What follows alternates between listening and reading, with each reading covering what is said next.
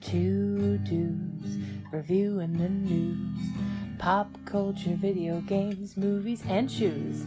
Quincy and Justin with a nerdy forecast. So stay a while and welcome to the Ugly Mugs Podcast. Welcome to the UglyMugs Podcast. I'm your host, Quincy. And your other host, Justin. Sorry, we're not late because it's still normally no time, but we were cutting it close there for a second. We were kind of close. Yeah, technology still doesn't like us. Yeah. But we're here, and how do you want to start? Do you want to start with these guys here? Yeah, let's start with Geek Grind. And then we'll get into our drinks? Yeah. Geek Grind's still offering some really high-class coffee. I actually, you know what? I might as well push them a little bit harder. I had the rest of that Elder's Fathom. Okay. My mom doesn't really like that blend for some odd reason. She likes the dark blends. And Elder's Fathom is one of those light blends that's just... Oh, wait. Yeah, it's really just good, even for people who don't like coffee, and I enjoy it. Like I said, I've liked pretty much all of them. I haven't tried... I got 2 left. One of them is Elder's Fathom? No, I've done Elder's Fathom. Oh, okay. One of them's a cold brew. Oh, that's right. I don't remember what the other one is. Hang on, let me back it off. I think the other one might be the light, just because. The other one's the espresso. I think that's what it was. The Siege Fuel. I've done the Siege Fuel. I think. I'm not sure what the second one is though. But one of them is Frost Giant because it's cold brew, and I'm like, eh. Hey, Liquid. Yo. Grab the. Look at this big man. So yeah, I haven't done that one yet. Actually, I've talked to Liquid. I think he's tried this one. Because he made cold brew like the slow fashion in his fridge. But with them, if you use I'm sorry, my brain broke for a second there. If you use our link, which will be in the description of the episode, and you can drop it in chat. I don't have it on. You don't have it on yet? That's all right. No. It'll be in the description of the episode. Yeah. And if you use the code JUSTH20, that's JUSTH20, numeric 2, numeric 0, you'll get a 20% discount, and we get a little bit of love too. Yes. We've actually gotten a lot of support through this, and I want people to keep that up. They don't have just coffees though. They also have mugs, shirts, hoodies, a little bit of everything. They got the whole merch shop. They got the Pathfinder they run, if anyone's a huge Pathfinder fan. And honestly, Pathfinder is a lot of fun. If anyone's like, I'm a D&D person and hasn't bothered with Pathfinder, these guys used to write some of your favorite D&D things. Go check out more than likely, yes. Yeah. Book of Exalted Deeds, one of the best, if not, in my opinion, the best Benefacto supplemental books. Mm-hmm. Even though it has broken as hell shit, it says, hey, even though this is broken stuff, guess what? As a DM, you have the rights to use these things. It's one of those double-handed swords of let your players use this, but also stab them with this. Mm-hmm. You know, the company Paizo, they used to do like weekly magazines, and it would just be full of all these runs you could do. Go ahead and hit the merch. Is this the merch shop? This is the cups and this mugs. Is the cups. Okay. Let's go to apparel. Yeah, check out apparel because they've got some pretty good stuff in apparel that I haven't even started to touch yet. They got t-shirts. I think they've got some long sleeves as well. I don't like the hat just because it's flat bill. Dresses. And then they got the dresses. I'm kind of hoping they do a hoodie for wintertime. I'm hoping they do. Or beanie. Yeah, I could do a beanie. I mean, I got a beanie with speakers that I would want to use, so it'd be like a beanie on top of a beanie just so I look cool. A beanie on a beanie? Bad guys can bonus action chug a potion too. I mean, if it's in your... Okay. My opinion is it's pulling out the potion. It is interact with an object. That is an action. If you have it in your hand, I don't see why it can't be as a bonus action.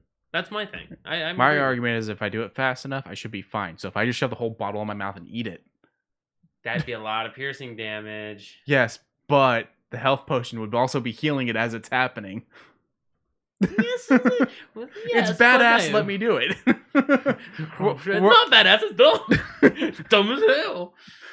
Okay, so where do we draw the line? Eating a bowl of nails for breakfast is badass. Like that's tough. Without milk, that's tough. But eating glass isn't. So just because it makes you the Grinch?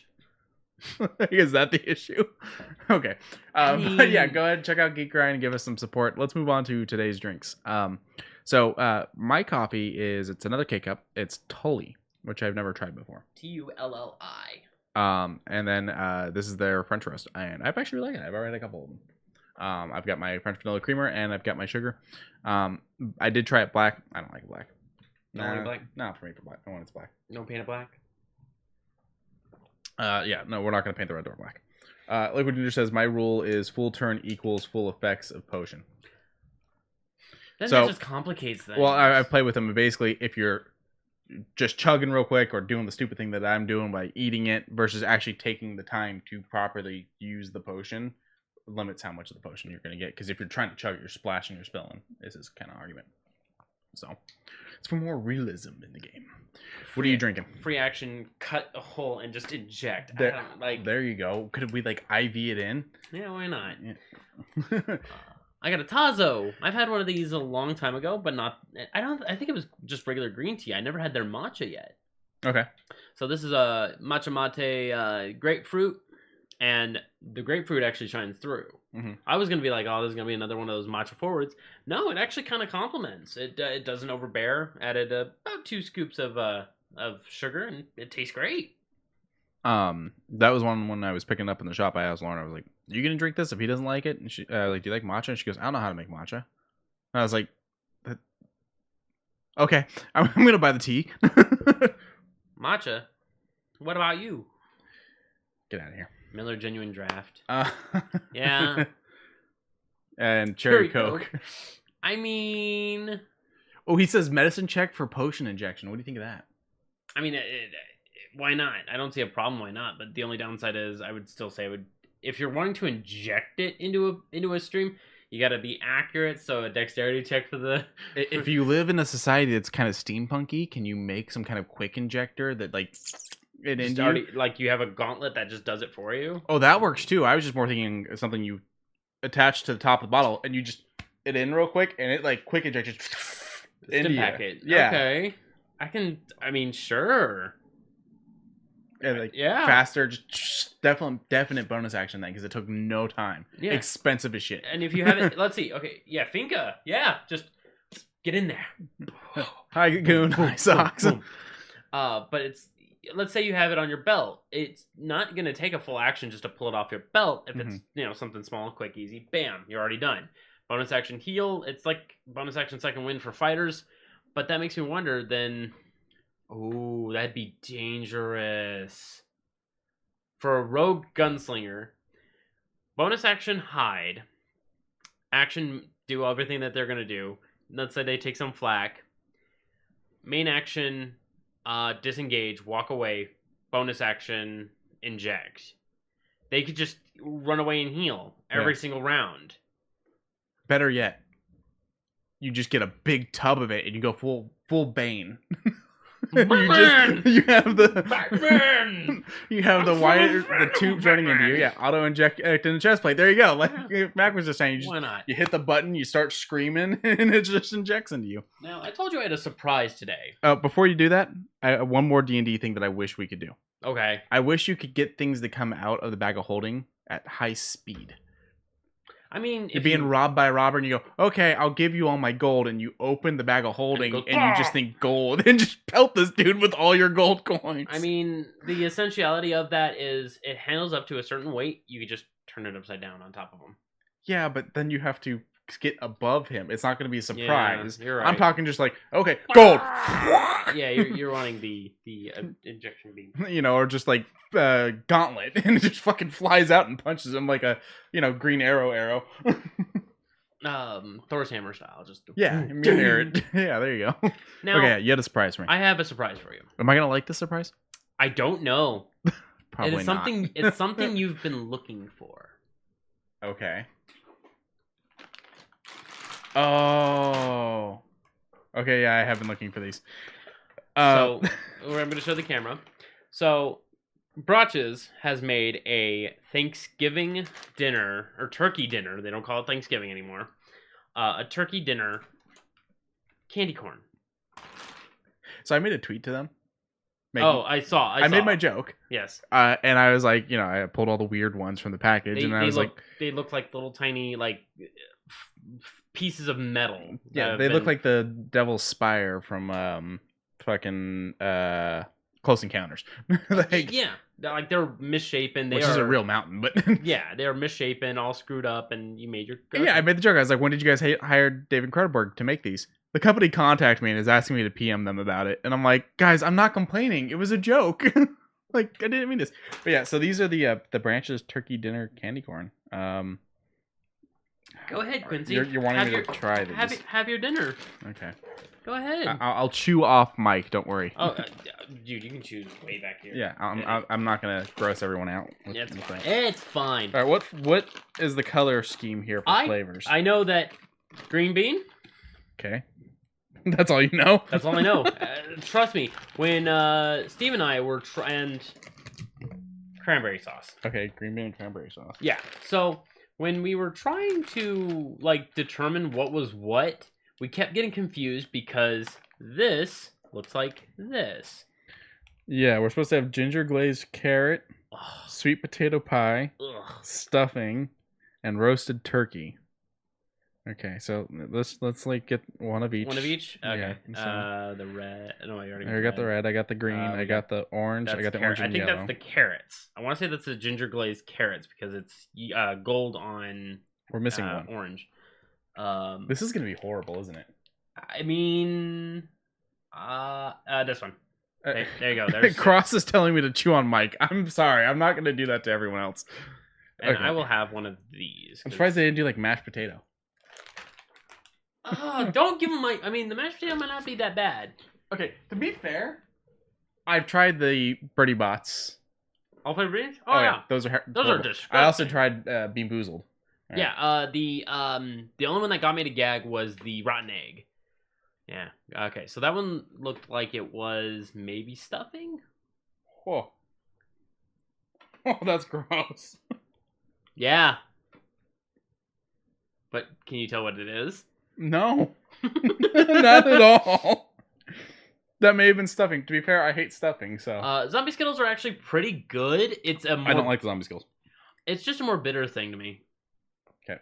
That one's next. That one I think might be the turkey. Because it's got that, the turkey meat wrapped around with Oh, that's turkey. Yeah, okay. That's gross. Oh, yeah. The only one that I like is the friggin', the cranberry sauce, and I hate cranberry. Go figure. That one's next. I want to say that's the ginger glazed carrot. You know what's weird is they're still all sweet. Oh, yeah, because of course, it's fucking pectin. Pectin and sugar. Oh, that one's worse. Yeah, well, it's ginger, so at least it'll help out your tum-tums. Your watch goes, hey, are you having a heart attack right now? I can't swallow it. Okay. So back into I got you. I'm gonna move it up toward the camera right now. No, I just dropped one. I don't know which one I dropped. Okay. He's bringing the packaging. Turkey dinner. Oh, I couldn't find them at Walmart. He had to get them at Walgreens. Okay, the green one. Oh, this is horrible. Well, wait, have you had the red one yet? No, I'm saving it for last. Good, because it's actually really good. I like the cranberry. My butt. You said that's the green one? Mm-hmm. Yeah, green beans. Most disgusting one. I think it got me to gag too. It's god awful, and I'm excited to submit Lauren to this. Oh god, that was horrible. Okay. Are you excited now to submit Lauren to these? I don't know if I want to do this to her. I like her. And then I will do it. Yeah, you can do it. She's your cousin. What do you think this one is? Oh wait, if you didn't have the ginger glazed. No, I had ginger before. So that one's the ginger glazed carrots. So that one must be the sweet potato pie. Okay, I like sweet potato pie. I think.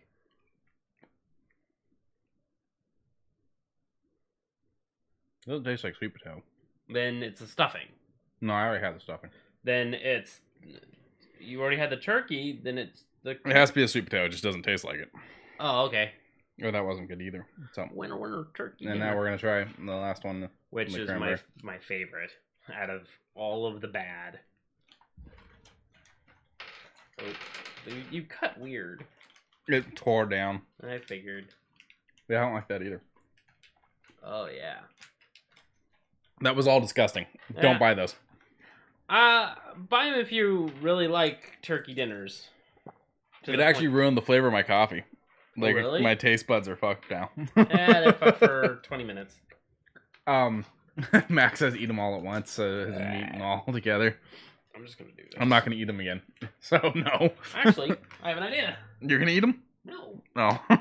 Oh, we have a container. That's okay. Oh. Sorry. That was horrible. Oh, yeah. Although, for Christmas, I'm gonna buy you Bean Boozled. I already had Bean Boozled, and I don't gagged care. on the roasted egg. You made me, rotten egg. rotten egg. You made me do this. I'm gonna make you do something. That's fine. I'm gonna set that over there. All right. My mood is officially ruined for the episode. Is it really? No, I'm fine. Oh, okay. That was bad though. So last week's episodes of movies, of which we are speaking of now, April Fool's Day and Cry Wolf. First up was April Fool's Day, and you didn't tell me the theme because it would spoil the other one, which is true. Which was it was all a prank. Yeah. I kind of figured after the first one of it finishing, I kind of had the idea of Cry Wolf. What do you do? What did people do when you cried wolf? Oh, it was all a prank, you know. And I was It definitely would have given it away to you, like if we'd a lot harder. Yeah. And we had considered not doing the movies together because of how much the theme would become apparent after one, but we realized like they don't really pair well with anything else. You got to do it this way. This has been remade. I have not seen the remake. Okay. Melt them all together and make like a giant Flintstones. Well, that's the thing. Candy corn don't melt. It's sugar. I have a theory. And the pectin. Pectin just solidifies, so it wouldn't make a gel. It'd make like a clay. I have a theory that they've never made a new batch of candy corn. It's all the original batch still. Until now. Fair enough. But this is the first year where my candy corn actually went stale before I finished it. Oh man, I can still taste the cranberry. It's like I feel like I have like a ball of lead in my chest.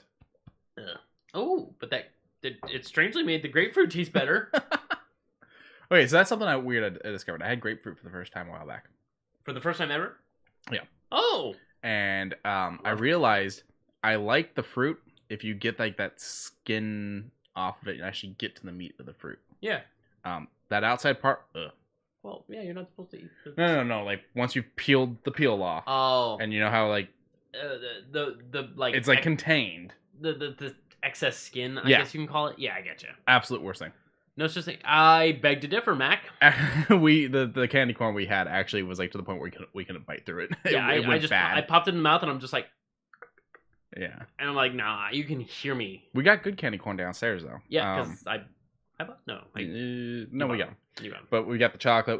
We did the autumn. I want to try the chocolate. Huh? I want to try the chocolate. Yeah, it's in there. We also got the caramel, which I'm not the biggest fan of. They're okay. I'll give that a shot too. And then we got the candy apple ones, which were not as good as I expected. Now hold on. You've mentioned to me the first time I noticed that you filled up that bowl with candy corn. Do you like candy corn? Mm-hmm. Actively? Mm-hmm. Would you want it all year round? All year round? No. It's a seasonal treat. Okay. I would like it all year round. Okay. I like candy corn that much. It's remedial sugars that can be burned off easy. It's a mindless filler of just, pop them in your mouth and, soft bites. And it's to me, it's gum chewing, but without consistently doing it. What are we going to do with the rest of those? Oh, I don't care. I bought them for the bit. You should take them to your job and mix them in with regular candy corn and put it on a thing. I think they'll figure out when they see the green ones. They'll figure it out when they see the green and red ones. Goon says candy corn is disgusting. I like candy corn. It's opinion. I mean, I wouldn't go out of my way for them. To be fair, I also like circus peanuts. I don't mind circus peanuts. A lot of people hate circus peanuts. I seem to like the candies people don't like. It's, what is it, peanut flavored marshmallow that's like... It's not exactly marshmallow. It's like marshmallow. It's soft like that. That's the big thing. You gotta check the package when you get it. Give it a squeeze. You gotta give it a little. Give it a little. Yeah. A little. Because if you don't,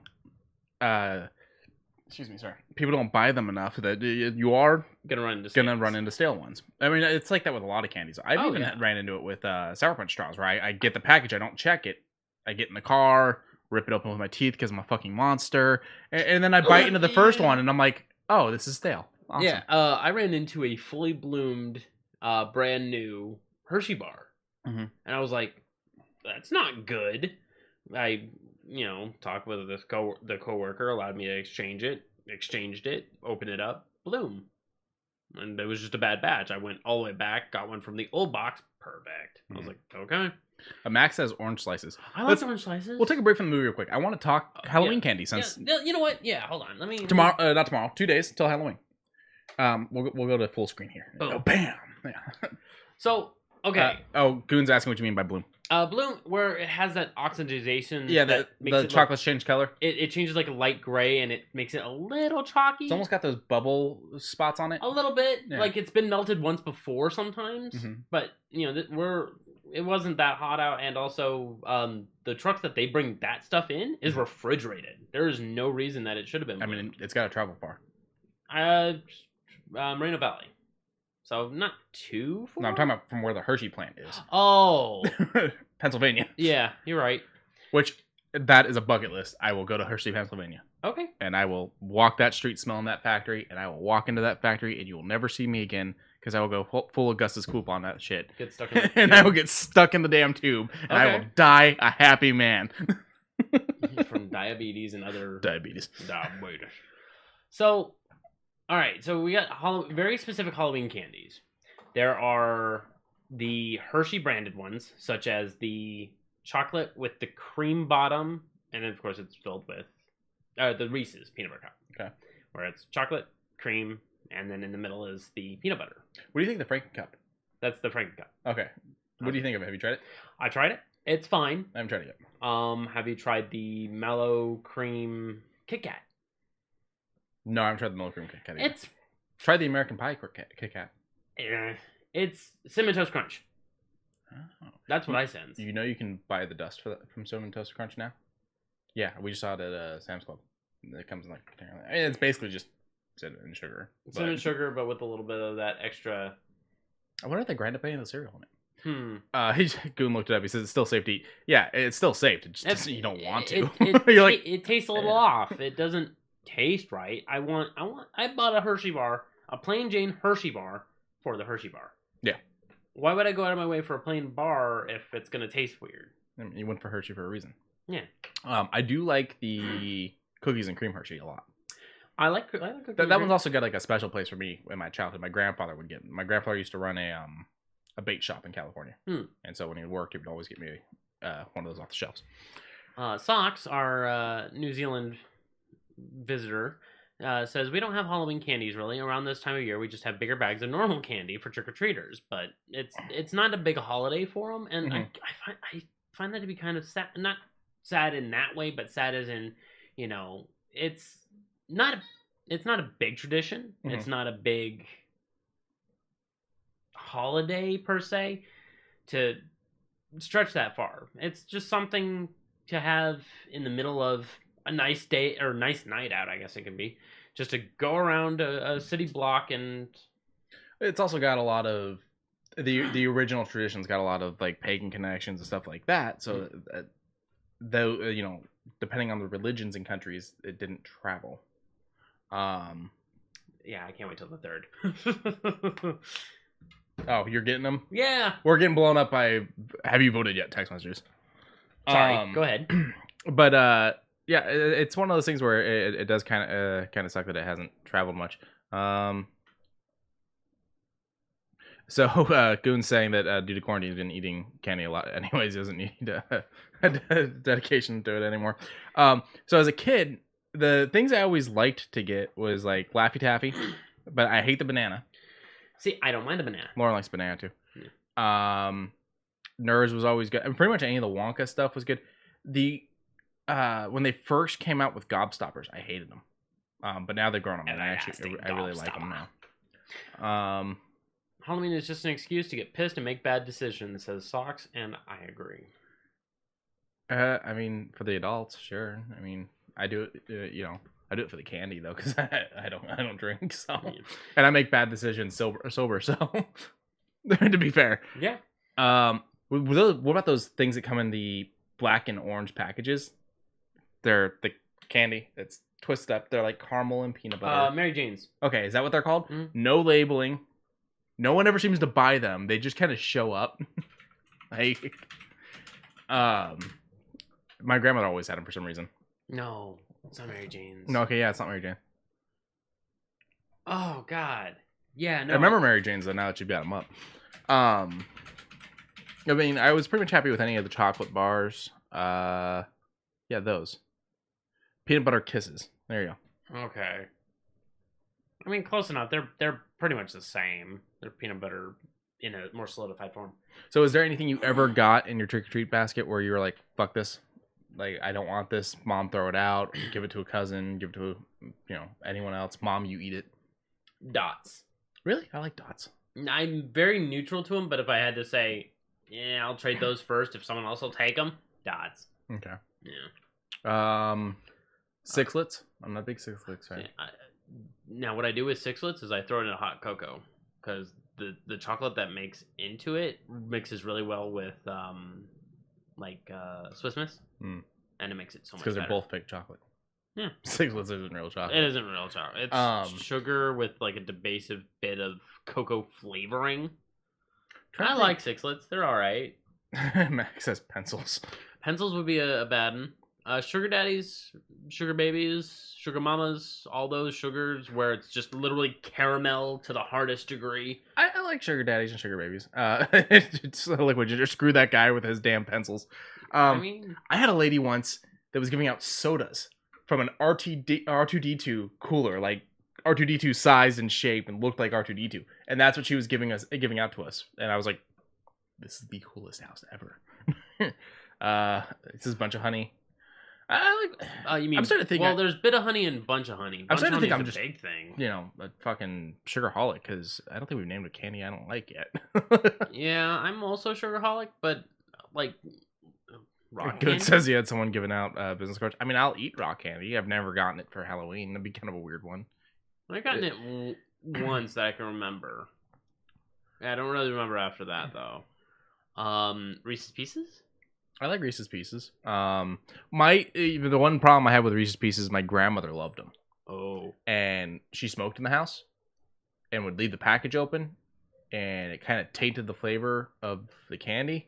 And then she would bring them over and be like, "Here!" She'd just like pour them in our hands. We're like, "Thanks, I really don't want to eat this." Double bubble. Okay, double bubble because it was always hard. Yes. That was my issue. If it wasn't hard, I mean, it's okay. I mean, I don't like having that much gum in my mouth either. Fair enough. I like Big League Chew, but I don't sit there and like take a fist of Big League Chew. Max says I ate them all. I fucking eat them all. Okay, yeah, Good and Plenty's would be a no. Yeah, because I don't like black licorice. Yeah, it's black licorice that it's painted different, which is weird. And Necco wafers. Warheads are amazing. Yeah, Warheads are good. Yeah, Goon said we were actually in a conversation where he destroyed his entire mouth while we were playing a game. I don't remember what we were playing, but we were playing something. He was actively messing up his mouth. Okay, so he pulled up a thing of like worst Halloween candies. The first one is Bit of Honey. I like Bit of Honeys. Well, Mac does not. Then Good and Plenty's. That's crap. Licorice. That's crap. If it's black, that sounds way wrong. Black licorice is terrible. Smarties. I like Smarties. I was raised on Smarties. Yeah. Also, Tootsie Rolls. Go fuck yourself. I like Tootsie Rolls. I don't know why this is. Necco wafers. I just Max saying he loves them. Goon saying like Mike and Ike Sours. Yeah, they're also called Zours. Zours. I like those. Those are pretty good. And Necco wafers, it's just however you say them, they always kind of felt boring. They are boring. Wax cola candies. I like those. They're edible pogs. That's okay. What I call them, Necco wafers. Wax cola soda. Now those I don't like because you have to chew through it to get to the jelly, and it's just. Well, the concept is you're supposed to be able to chew the wax. I never liked the wax because it's like a weird what do they call it? Like a filling, like a dental filling type of thing. That's what I always got when I chewed into it. Yeah. Like what says, I got a guy get one year with jelly beans, not a box, just a handful of jelly beans. Okay, hold on. That's creepy. That's creepy, but also jelly beans. Here. Hold on, now jelly beans, bad. I don't like jelly beans. I just don't like jelly beans. I don't like jelly beans unless they're Jelly Belly, but the buttered popcorn Jelly Belly is fucking horrid. Oh. I hate the buttered popcorn Jelly Belly. That's the only kind I like. Really? That's so weird. My favorite is the coffee one, of course. People have gotten me bags of the coffee one for my birthday and Christmas and shit because that is my Jelly Belly. And what sucks is most of the candy places out here don't ever seem to have that one in those like mix and match the flavors you like thing. They never seem to have the coffee one. It's like I think it's called espresso. Cool. And then spice drops, yummy. Max says you like spice drops. Spice drops are good. So the other 3 things on this is peanut butter kisses, which I like, circus peanuts, which I like, and candy corn, which I like. But so if you were to get circus peanuts, circus peanuts or candy corn in your trick or treat bag, that's weird because those are not individually wrapped. Candy corn is. Oh, they have individually wrapped candy corn. Yeah, they have the brotches, like small tear bags. The popcorn ball always pissed me off. I don't mind popcorn balls. I like popcorn balls, but I didn't come to your house to get popcorn. I came to your house to get candy. Okay. Well, the ones that we would get would have that like light glaze, caramel glaze on it, and so those were really good. I like the caramel. The other one that I noticed that I got elsewhere a long time ago was like the Boom Chicka popcorn balls, but they're buttered, and they just taste really good. It says easy quiz the turkey dinner's coming back. I think it is. Yeah, I think that one that I had is already starting to like hit me in the throat. It's like burning me from the inside. I just remembered there's one Wonka thing I hate: bottle caps. I don't mind them, but fucking gross. I could leave them. I hate bottle caps. If I got that little strip of them, yeah, I would trade those 2. You know what? I just realized something. You didn't tell me what we named the episode. Oh, what is spooky? Here, I'll let you know. It's fine. It's not a big deal. I just realized I had no idea what today's episode's called. I'll let you know in 2 seconds. Goon agrees with these like your ball caps. A delicious spooky treat. Hey, completely accidental too. No, I'm saying on my part with on your bringing part. up the candy. Yeah, you're saying because of the nasty shit you made me eat. Yeah, it's a spooky treat. Oh, see, Max says my favorite bottle caps. I hate bottle caps. I'm gonna laugh my ass off if you fall out of the chair. This chair is rickety. It's cracking in the back. It is. I leaned back in it a little bit the other day. I was like, "Ooh, okay, no." Step back from that ledge, my friend. Well, if someone were to go and buy a shit ton of coffee, Goon, we would, be able to go and buy ourselves some new chairs. Yeah, Mac. Max already bought a shit ton of coffee. That's why I called out Goon. Oh. So yeah. The vanilla Tootsie Rolls. I will eat them. Not the biggest fan though. So at our house we give out full size bars. Root beer's best for the bottle caps. We give out full size bars at our house, and we also put up a sign every year letting people know that we do have the Child's Play mix, which is just the Tootsie Roll Company stuff that is gluten free and is safe from contamination from peanuts, so that there's also something for the kids with allergies. Yeah, that's how we handle it. Peanut allergies are terrible. Mm-hmm. Because it's in a lot of food products, whether you think it might be or not. Well, and then a lot of food plants, even if it's like an item that isn't made with it, a lot of food plants do other stuff with peanut, and so like it's in the air and stuff like that, and they have to be careful. Yeah, it's so weird. Rice Krispie treats. Oh, I love Rice Krispie treats. I like Rice Krispie treats. Yeah, there's not really too much more. Oh, those Palmer candies, those off-brand peanut butter cups. Goon, I'm not repeating that. Ooh, yeah, as you were saying. You know those off-brand peanut butter cups? The Palmer's ones, the ones that are wrapped in like pure foil. Okay, vaguely, yeah. Here, hold on, let me pull them up real quick. Vaguely. Those are terrible. Palmer's. Candy. It was rare when you would get it, but I always kind of liked when I got like a York. Peppermint, yeah. Because I like York, but no one hands those out. Because everyone's like, oh, who likes peppermint and the dark chocolate? No kid liked dark chocolate. No, I like Yorks. I do feel like you have to go sparing on white chocolate though. I feel like if it's straight white chocolate, it's fucking gross. Like white chocolate is to be added with other stuff, in my opinion. Let me showcase what I'm talking about here. Oh, yeah. No, I was never a fan of these. Yeah, those are any like of the chocolate coin type of thing. Another thing, whenever I got Easter baskets, if it was the chocolate flavored, that stuff's crap. Yeah, I know. White chocolate isn't chocolate. Yeah, it's milk. It's cream. Liquid. I like sugar. Yeah, I like sugar too. York's more Christmas. You're right. York is more Christmas, but You know, people aren't giving me candy on Christmas. I mostly have to go and buy it myself on Christmas and then be like, I swear it's not all for me. And then I get home and I eat it all myself. What the fuck? Okay, don't give me pretzels. And don't give me pumpkin pie pretzels on top of that. Now, hold on. What about chocolate covered pretzels? I mean, they're going to melt sitting in the kid's bag all night. Unless you're like in like a fucking frozen state like Montana. Yeah.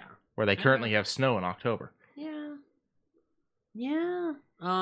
Like out here, I mean, And then, it's just going to become a gross mess. I mean, I've bought chocolate pretzels just for lunch, and they don't make it out of the goddamn convenience store before they start melting against the bag. yeah, and then we got pumpkin spice cups, pumpkin spice in a chocolatey cup. Yeah, now I think we're kind of crossing the line of like things Abominations that people buy for themselves at home. Oh, I never liked those. Top left, yeah. The like little balls. It's Palmer again. Pretty much anything Palmer I didn't like because it's all fake chocolate. Yeah. So. Or it's real chocolate, just super diluted. Liquid saying I'm jealous. I am not jealous of snow in October. I am jealous of cooler weather, but we've been doing pretty well this year. I don't know if you noticed that. I Yahoo. want that. Yoo-hoo. Or sorry, Yoo-hoo, not Yahoo. Yoo-hoo has mini bars. I didn't know that. I want that. Do you remember the caramel apple suckers? Yeah, we still sell them. Okay. That's a year-round thing. I feel like those would destroy my teeth now. As a kid, you'd fucking crunch into it. You get stuck to your tooth. Just and you're just go, and you're like, oh, it's stuck. Oh well, just keep going. Yeah, damn near fucking giving yourself a root canal. Not even thinking about it. As an adult, I'm like, my teeth are too fragile for that. I gotta suck on that thing for like an hour. Max says I have pumpkin candy corn type. I haven't had a pumpkin candy corn. So, but we'll move back on to the movies. The candy subject was kind of fun though. Yeah. So April Fool's Day, you saw the ending coming.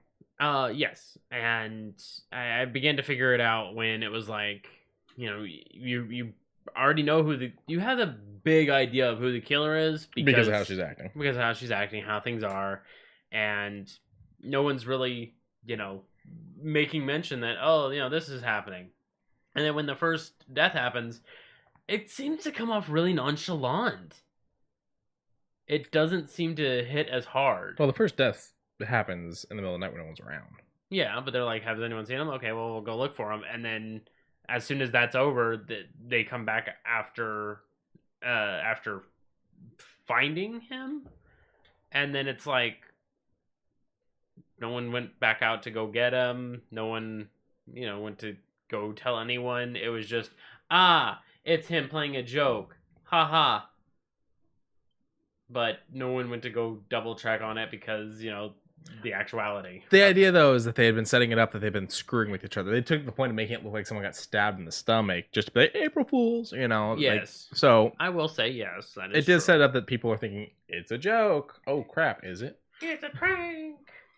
So, movie did pretty well financially. They made about $12 million, and I think they spent way less than that. That's opening week. That's I not know. budget. I know. I just clicked away. I'll find out. So ratings. 6.2 out of 10 on IMDb, 50% on Rotten Tomatoes, 3.5 on Letterboxd, and 85% on Google users. I don't like using Letterboxd as an example because Letterboxd is to keep track of what you've watched. It's still kind of new. It is 100% just user reviews. Mm-hmm. But I feel like most of these people are just punching a star. I don't think they're really thinking of it. Well, I mean, it's there just to... Yeah, we'll talk about it because it's there. I'm just saying, I don't want to... I don't feel like that one marks. So, okay, $5 million is what they spent, and they made 12, and this is in a time before the blockbuster, and it's a horror slasher film. I'd say that was pretty well for them. Yeah. They probably didn't spend, too much time on it and everything. They were probably able to get in and out with this movie pretty quick. Yeah, I could say so. But overall, I give this a stern 7. Like it was good. It was campy. It was corny. It was a slasher. Mm-hmm. But as soon as the topsy-turviness of the killer finally going out of her way to, be like, I am the killer, and I'm gonna kill you. And the last two that were kind of out of the picture until that point. And then the big reveal, oh no, everyone's fine. Everyone's in the foyer enjoying a cup of tea. Also, good job at figuring out this really obscure I story. love that you talked to try to be British, but you didn't actually try to do an accent. No, I'm not saying you should have. I just found that whole situation just now amusing. That's all. like you and your freaking straw mechanisms. You can pick on me all you want. Doesn't mean I didn't do anything wrong. Oh no, you didn't. It's just funny to mention. So I'm gonna put it probably at about an 80. An 80? Oh shit! What did I do? I don't know. I hate control. It's fine. Yeah, I'll probably put it at about an 80. Remember 80s. Yeah. I know, but I mean, when was Jaws? Jaws is technically the first blockbuster, so I guess technically the blockbuster could have already happened at this point. Because now I'm thinking about it, it's this late 80s. 75. Okay, so yeah, we already did have the first blockbuster. So by this point, we know movies can make a lot of money, but not movies like this. And then we had Halloween before it. Yeah, but Halloween was a first of its kind type of thing. Okay. So, but I'm just saying, as far as pacing, setting up certain scenes. I guess, yeah. Setting up. So maybe the movie could have done Mexican 70s for just. I guess maybe the movie could have done better. So I don't want to call it a flop because of the reality is they only spent 5 on it, and they made 12. That's success. Yeah. It's not a big success, but it's a success. And I don't like the whole ruling of you have to make double and then some. It's stupid. It is well, because if you're spending a lot of money, like 30 million, and you only make 45, you're technically not turning a profit.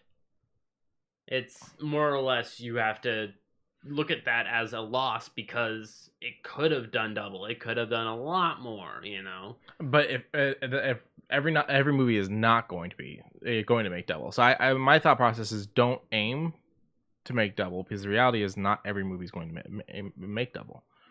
Aim to make a profit. Aim to make sure you're not in the red. Yeah. Mac also says Friday the 13th. Madman, I don't remember. Yeah, Friday was around there. Yeah. Friday was 80.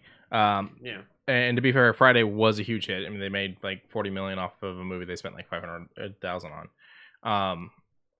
So I guess I shouldn't consider this one to be nearly the success that it is, but it did well enough that people remembered it and wanted to remake it with today's, or not today because it was like early 2000s, but with today's effects. Okay. So I think if a movie garners that much respect, I mean, it's not something to ignore. No, of course not. It's just the other movie, the one that we watched second, kind of does that in a little bit of a more better light for the technology, even though the technology of that time was very much, I'll say it, cringeworthy. I mean, cringeworthy by today's standards, I guess, but at the same time, I wouldn't say it was cringeworthy because... Hold on. Even of its time. The Nokia N-Gage was a flop at launch. You cannot tell me that was a good set. Okay, but talking a cell phone versus putting makeup on people and things like that. Completely different situation. I will say that, yes, but I'm talking the technology side of it. The other thing that I will say for the movie, though, is it did have good effects. What? April Fool's Day. Yeah, it did. It did. I mean, it wasn't like Friday the 13th that had Tom Savini, No. doing his amazing stuff, him and his protege. Yeah, no. But a lot of what made Friday the 13th good, though, too, was like happenstance. People set out to make a movie on $500,000. Yeah, that's amazing. Shit went wrong, and it worked great. Kevin Bacon's death scene with the blood splurting out of his neck. It was supposed to just kind of bubble out and flow over because they had a pump under there, and they're filming. And that's the other thing. There's a huge. For some reason, chat's not scrolling. No, the pump didn't jam, but you got to remember, it's the 80s. It's film. They can't just, the card's full. Dump the card. We'll put a new card in, and we'll do it again. It's okay. We've only got so much film, so let's do this in as few takes as possible. We also only have so much fake blood, so they're down there, and the pump pops off as they're filming. They've already pushed the arrow up and whatnot. The blood's already started coming. So I think it was Savini's protege that did it just grabs the hose and blows into it, and that's what gives it the spurt.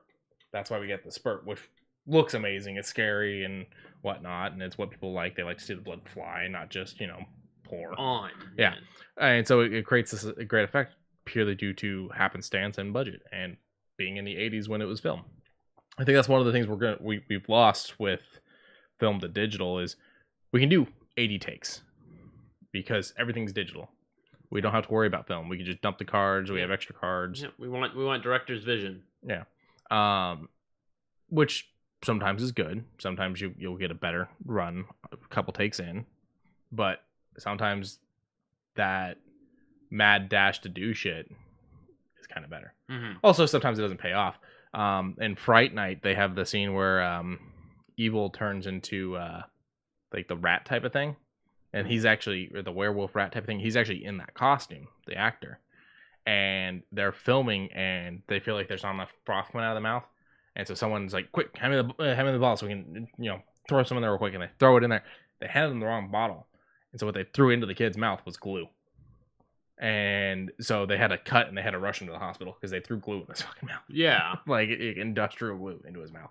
Wow. So it's also kind of, there's some take away from also being like in the rush, go, but I think it creates a lot of the great stuff. So now the next one was 2005, a far jump from mid 80s. A large jump. Oh boy. Jumping into an era of cell phones and whatnot, which I feel has always been something that can really screw up horror films. I mean, Help is a call away now. But I think they use technology to a good advantage of creepiness in this movie. A little bit, yeah. But I also feel like there was a whole lot of, I don't want to call them plot holes, but there was a lot of just missing area when it came down to certain scenes. Just because it was like, you message one person, oh yeah, that person doesn't know about it. Okay, let's message it. No, they're not going to message the other person. You're not going to message the one person who would know about that. And then when, I'll spoil it, the villainess of this movie kind of lies, and the protagonist confronts her about it, and he's like, hey, there's this problem. She's like, don't worry about that. Here, let me tell you about this. Okay, I told you about that, but don't worry about that first thing you should be worried about. And it's like there's a lot of sweeping. You're talking about the very end when he confronts her? No, I'm talking about the beginning when she lied about going to having her friend come over for the study date. And the study date partner was over in AP Chem. And so it was like, yeah, okay, I know what you're talking about. Yeah, and it's like, yeah, she just told me she's there, but you're not. And then it just seems very strange. A lot of misconstrued in that first half. I think a lot of it came from like trying to disorient the audience as well to keep you from knowing. It did it successfully, but then the second half of the movie pulls it all together. Yeah, and holy crap, you're very much, I think, in this film supposed to be, you only know what the lead knows. Yeah, which is one of those things, like some horror movies kind of break away from that. Other ones stick to it, and I think it's always helped with like building the tension. Like you only know what's going on as far as the lead. Yes. It works in a lot of cases. It works in the original Friday the 13th with not knowing who the killer is. Right. Oh, that says no service or low battery. For like cell phone. Oh, gotcha. So you end up with like this issue of like you don't know that it's Pamela. You know people are dying and whatnot. You see a little more than what the protagonist knows. Mm-hmm. But not enough to spoil big reviews. Right. This one dials it back even further. We never actually see anyone get taken down. No. Until the main character has found them and things like that. Yeah. And then after all is said and done, you get the phone call.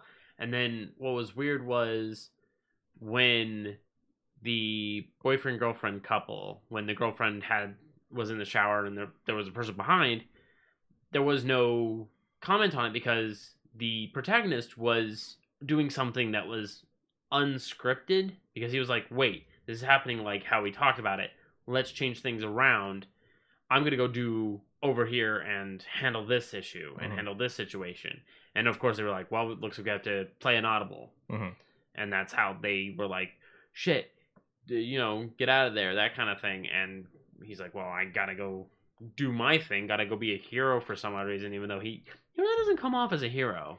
Not until like the very they end. try to establish that he's not a good person at the beginning because he's been moved into the school. Right.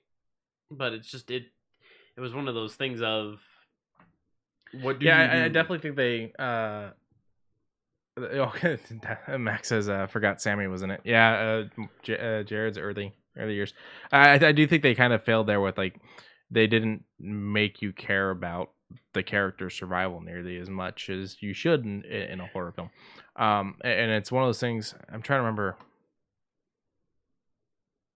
I can't think. I think it was like the thing with The Omen, where with The Omen and with The Exorcist, both those movies, you're rooting for the survivor because they're fighting the ultimate evil, the devil, demons, things like that. Right. And they even take it to a further level in Exorcist 3 because they make you really like a character just to kill that character, which makes you hate the killer even more. That's right. And then in this, you get very little of the killer up until the very end. Mm-hmm. And what with the little killer you get, you still don't really have the basic understanding of who it could be, who it is. But it makes me wonder, was the one in the cafeteria, that whole cafeteria scene where they're talking about it. It's Padalecki. I know, but what I'm saying is it a real knife? I don't know. I mean, they said they were doing it just to fuck with him. Yeah. I mean, there's only one person that had an alternate motive here, and still, even at the end, that alternate motive was never to kill the protagonist. It was to kill their antagonist. Yeah, who they were also trying to make up seem like it was the ultimate antagonist. What did you think of Bon Jovi's acting in the film? It was pretty good. Yeah, he was pretty good. But however, I just don't feel like this movie did better than April Fool's Day. You liked April Fool's Day better? Mm-hmm. I'm gonna have to give this a low 6. So 60. It's in at a 5.8 out of 10 on IMDb, which would be close to that 60. 24 on Rotten Tomatoes. That's pretty bad. Yeah, Rotten Tomatoes tore it apart. 6.1 out of 10 on Blu-ray.com, which is an interesting one. And 85 from the Google users. Google users are almost always high. Let's see what Rotten Tomatoes. Yeah, I'm curious. Let's see what the audience liked it a little better. A little bit better. So the guy that came up with this movie, he had won a contest that gave him like I think $1 million to make his own film, and so this is what he did with that. And he went and made Cry Wolf. And some of the acting's a little bit. Some of the acting's really good, and some of the actors would eventually become amazing actors, and people just didn't know yet. All in all, I enjoy the movie. I'm down to watch it again, but so let's see. Cry Wolf is not scary, not really good. I mean, it's not. I don't think it's meant to be a scary flick. I think it's meant to be a thriller. Yeah, well, that's kind of the thing that I've always said. People like, I don't like horror movies, but I like psychological thrillers. A psychological thriller is a horror movie. It is. It's a subgenre. Horror is the blanketing term. Yes. Silent Hill is technically just a psychological trip. It could be horror, or it could be taken as just a power trip through someone's mind. Because it doesn't necessarily have to be scary. Even though it is scary, it doesn't have to be scary. Yeah. So tonight's movies. Okay. Doing werewolves. Okay. We're gonna do American Werewolf in London. I've always wanted to see that. Okay. John Landis, great film, great effects. Okay. And we're gonna do The Howling. And the reason why we picked that as the second one is because we had a couple we could have gone with. We considered Ginger Snaps, but the big problem with that one is it's very much it's not just a werewolf movie. It's very much a coming of age female movie.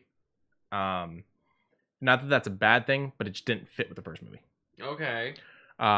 So the thing that won us over for The Howling was that they've got similar effects because the guy that was doing the effects on it was also doing The Howling at pretty much the same time. Really? Yeah, there was a big crossover. Howling, I think, took longer to come out, but he was kind of going back and forth doing the effects on both. So we're going to watch both those. Landis is now not really looked at as great because of what happened with the Twilight Zone movie. But this movie definitely is from like the time when he really killed it as a director. Did you ever end up muting that? Did you ever end up muting that? Oh, yes. Okay, just making sure. Yes. All right, let's get into some news. What do you want to start? You want to start with this? Yeah, let's start with this. Okay. So, You already pre-registered for it, which is... Oh, no, it wouldn't let me. What? It didn't work the way I thought it was going to, so I haven't actually done the full pre-register. Oh. Well, even still, League of Legends Wild Rift is going to be released soon, and they decided to use a very popular song, but remixed, for their trailer, and it looks good. The trailer looks amazing. The trailer is fun. Yeah, the trailer is very fun. You really got me by the Ramones. Who sang the original? See, now you broke my brain. Boop. I think you might be right. Oh no, Van Halen. Okay. Oh, I mean, Eddie just recently passed, so it's an interesting thing. Yeah. But I enjoyed the trailer. I know nothing about League. The characters seem kind of fun. The knockoff Harley Quinn seems fun. And I'm gonna stick by the fact that she is a knockoff ripoff Harley Quinn. That's fine because there's no real getting away around it. Yeah, the color scheme is different, but the patterns are almost the same. You're right. I'm not gonna take that away from you. They even gave her a rocket launcher. They gave her Jawbones, her rocket launcher. But it didn't tell me how the game works.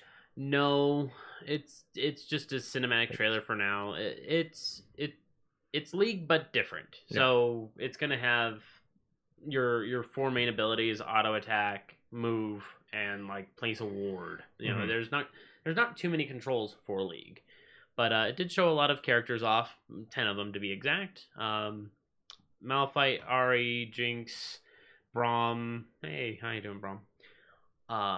Camille, which is a strange choice. Blitzcrank, Teemo, and Zed, Yasuo, Lux. That's all of them. I like the little groundhog thing. That's Teemo. He is known as the Bane of League.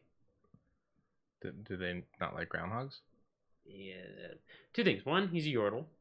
2, not really no. Because from like season 5 to 6, no one can really go against him because he would be able to plant down these little shrooms that are like landmines that just tick away your health. And then just when you think you're gonna hop into another bush to just get away from it all, kaboom. Okay. And then you're dead. I like groundhogs. But back to it. I think the only thing I didn't like in the trailer was the cover of the song. Yeah. It was kind of boring. They should just use they should have just paid the extra to use the original. Correct. Because honestly, I think that's what it is. You know, you pay for the coverage cheaper. And another interesting thing with Wild Rift is that they're having an event for it called Go All Out or KDA All Out, which is going to. This is pretty much the gameplay right here. Yeah, it looks like regular League. Yeah, it looks like regular League. It's a little bit smaller lanes. They seem to. It's got to fit on the phone. Yeah, it's got to. Well, I mean, you can fit it on the phone. It's not a problem. It's just smaller maps, so that way you're not looking at a lot. And they're trying to promote. Oh God, I can't remember her name, but she's one of the new characters. I don't mind her. I just Seraphine. Okay, that's her name. She's brand new, and she takes a character that already exists and kind of updates her, but I find it confusing that they're updating someone who doesn't need updating. Gotcha. Did they run out of ideas? At this point, I'm starting to think so, considering they took from Devil May Cry with The Last Champ.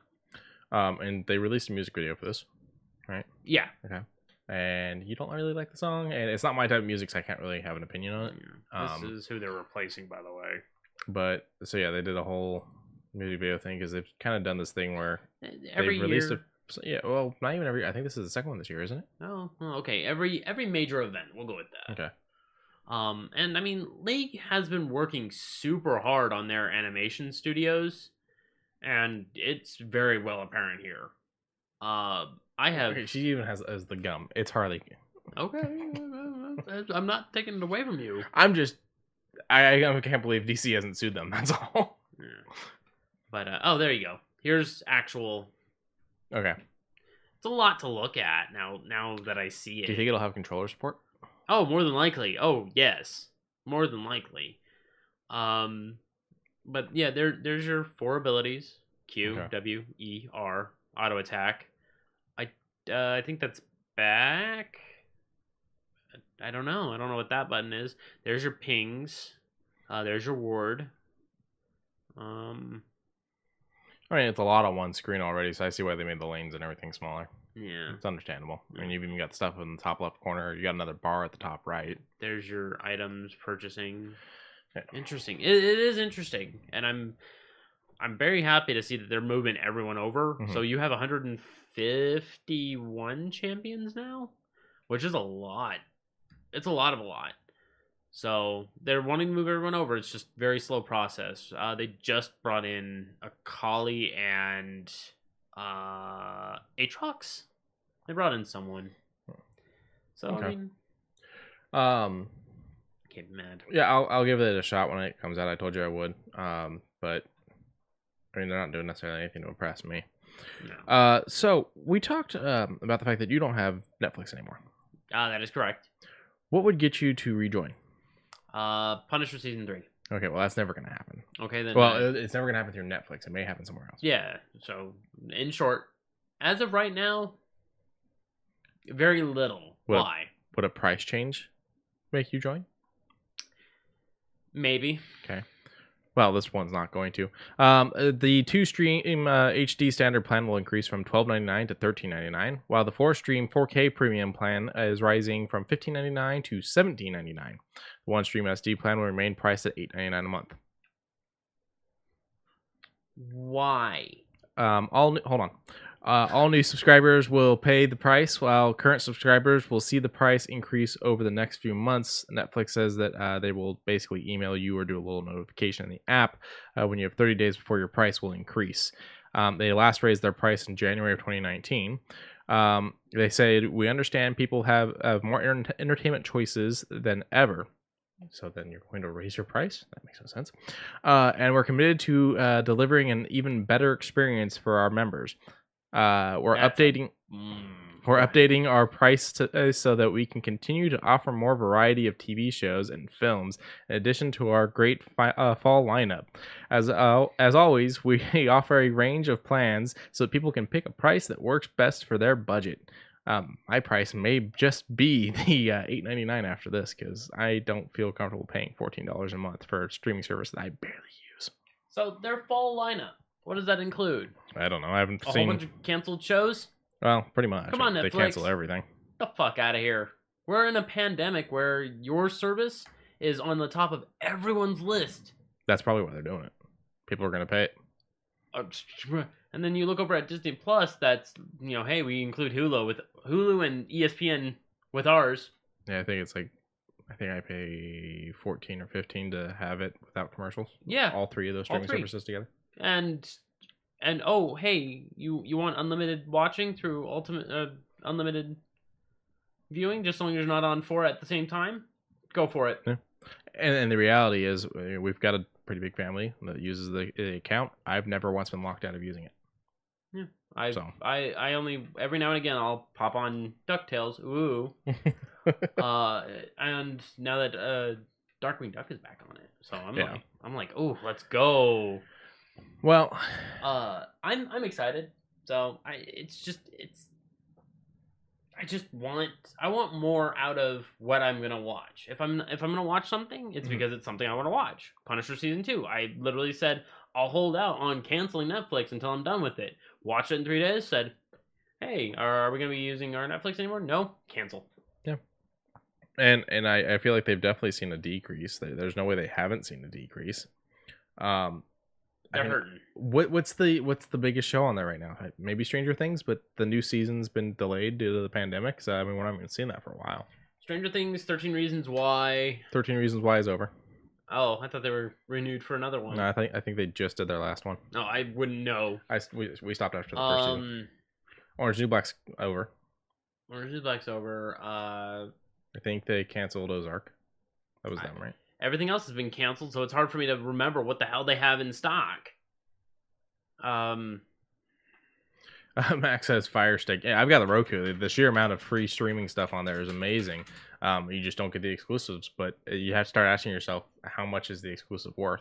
Yeah, if I bought it, it would cost me $20 or $30 for the DVD or the digital ownership, but it might be worth it. You're right. So The Witcher. Okay. I will give you The Witcher. Yeah, okay. The Witcher season 2 is supposed to be coming plus the animated thing. Fine, you get 1 point. Everything else, however, Peaky Blinders, I didn't get that much into it. I tried. I would like to, just because I love the actors in it. Yeah. But Riverdale's not even their show. Why is that even on here? Oh, what? It's got Riverdale on this list. That's not even their show. It's just, I guess, showing on it.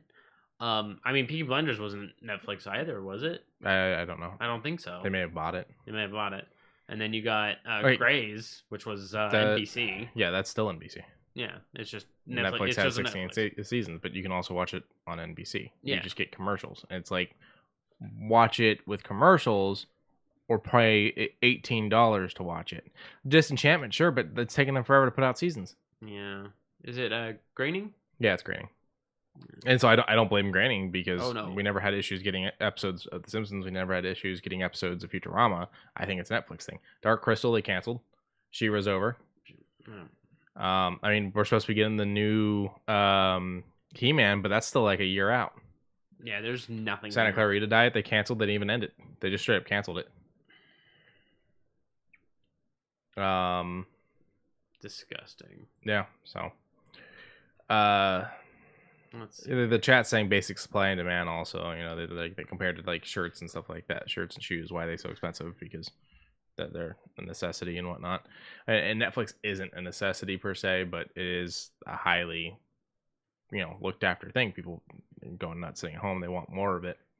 But I don't know. I don't know what this is. Julie and the Phantoms is what I'm looking at right now. Looks like a ripoff of Gem and the Holograms. I was just about to say that. The Duchess, Criminal Season 2. I mean, I know that they're going to do The Crown Part 2. Like, I know that's supposed to be big. And then they just came out with Ratchet. The Boys in the Band? I don't know what that is. Emily in Paris. None of the Haunting of Bly Manor sounds like a good one, but Ending sucked. Huh? Ending sucked. Oh, really? I don't think Liquid's finished it yet. He was the one I was talking to him about the show, but Okay. I hated the ending. Unsolved Mysteries. Okay, I'll give you that one. I mean, I would say whoever's running it, if you can walk away from Netflix's contract, do it now. There's no way they can. Netflix spin up the money. Queen's Gambit. I don't know what that this is. seems like it's an idea because it looks like an espionage thing, and I'm always down for an espionage thing. Oh, it's got the actress from Split. Yeah, okay. But I mean, they did do that new Netflix thing. Yeah, not Netflix. They are Netflix. My bad. Brain broke. That new Sherlock Holmes thing, but they're being sued on that. So, the Amelia Holmes or whatever it was called. Maybe that's why they raised the price. They're like, oh, crap, if this lawsuit doesn't work out, we need to be able to pay for it. Yeah, I know, right? I don't know. But Queen's Gambit is going to be October 23rd, and it looks like a very strange focus on one person's psychological breakdown. I mean, it'll be one of those things like, if it comes down to got a budget, Netflix will be the thing that probably goes. I'll keep my Hulu and Disney Plus and all that. I mean, we already get Amazon through paying for Prime. Right. You know, that wasn't a streaming service we were expecting to get, but we get it. Do you want to talk about a good streaming service that we just talked about? Sure. Boom. So, Oscar Isaac. Oh, real quick. Enola Holmes. That was the Sherlock Holmes thing I couldn't think of the name of. Oh. Thank you. Yeah. Thanks, Liquid. Oscar Isaac. Oscar Isaac for I keep calling him Isaac Oscar because it's 2 first names. I don't know why I keep doing that. It's also 2 last names. Oh, yeah, I guess it is. But even still, like, I keep calling him Isaac Oscar when it's Oscar Isaac. But Oscar Isaac is confirmed now for Moon Knight. And the dress design that was showcased... I don't know if that's going to be legit. I don't think it's final. And I hope it's not final because it's supposed to be just a regular run-of-the-mill...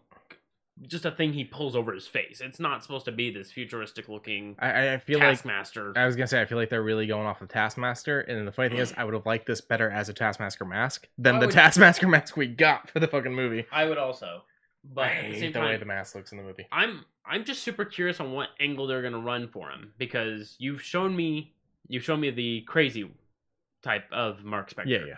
You've shown me the just the overall I'm broke and this is what I do for a living type of Moon Knight. Mm-hmm. You've shown me just the overall arcs that Moon Knight has gone through, just because The way they need to do this, the way it will work best, is they need to hit on all of it, because there is a vast chunk of Moon Knight where he's going through everything at once. Yeah.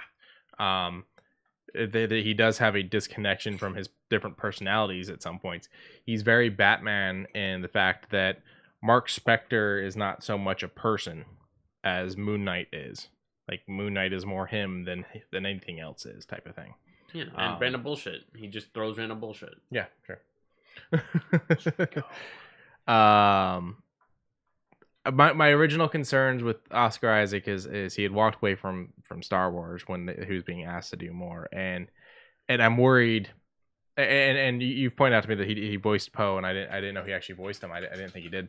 But I do know after the third film came out, they had asked him to keep doing Poe, and he's like, no, I'm done with Star Wars. And now you're entering as a character that's really respected, that we're going into a big universe with. And so my concerns are if they ask you to show up in other projects, are you gonna say no? Yeah, let's see. So let's go down the list here. There's 2, Rise of the Resistance. That's what I was talking about. That's the ride. Oh, is it? I think so. Okay. Well, then Star Wars Resistance, the show, TV series, Okay. voices all these. But that's only 4 episodes. Okay. I mean, was he only in 4 episodes? Yeah, because if there was more, they'd put the little dots. Okay, then. Then here, Lego Star Wars: The Force Awakens. Okay. They probably sampled it from the movie, but okay. Okay. There, Disney Infinity, probably the same then if you're thinking the same. So he didn't really do that much with it, because now you've hit the first movie with him. There's nothing else. Star Tours.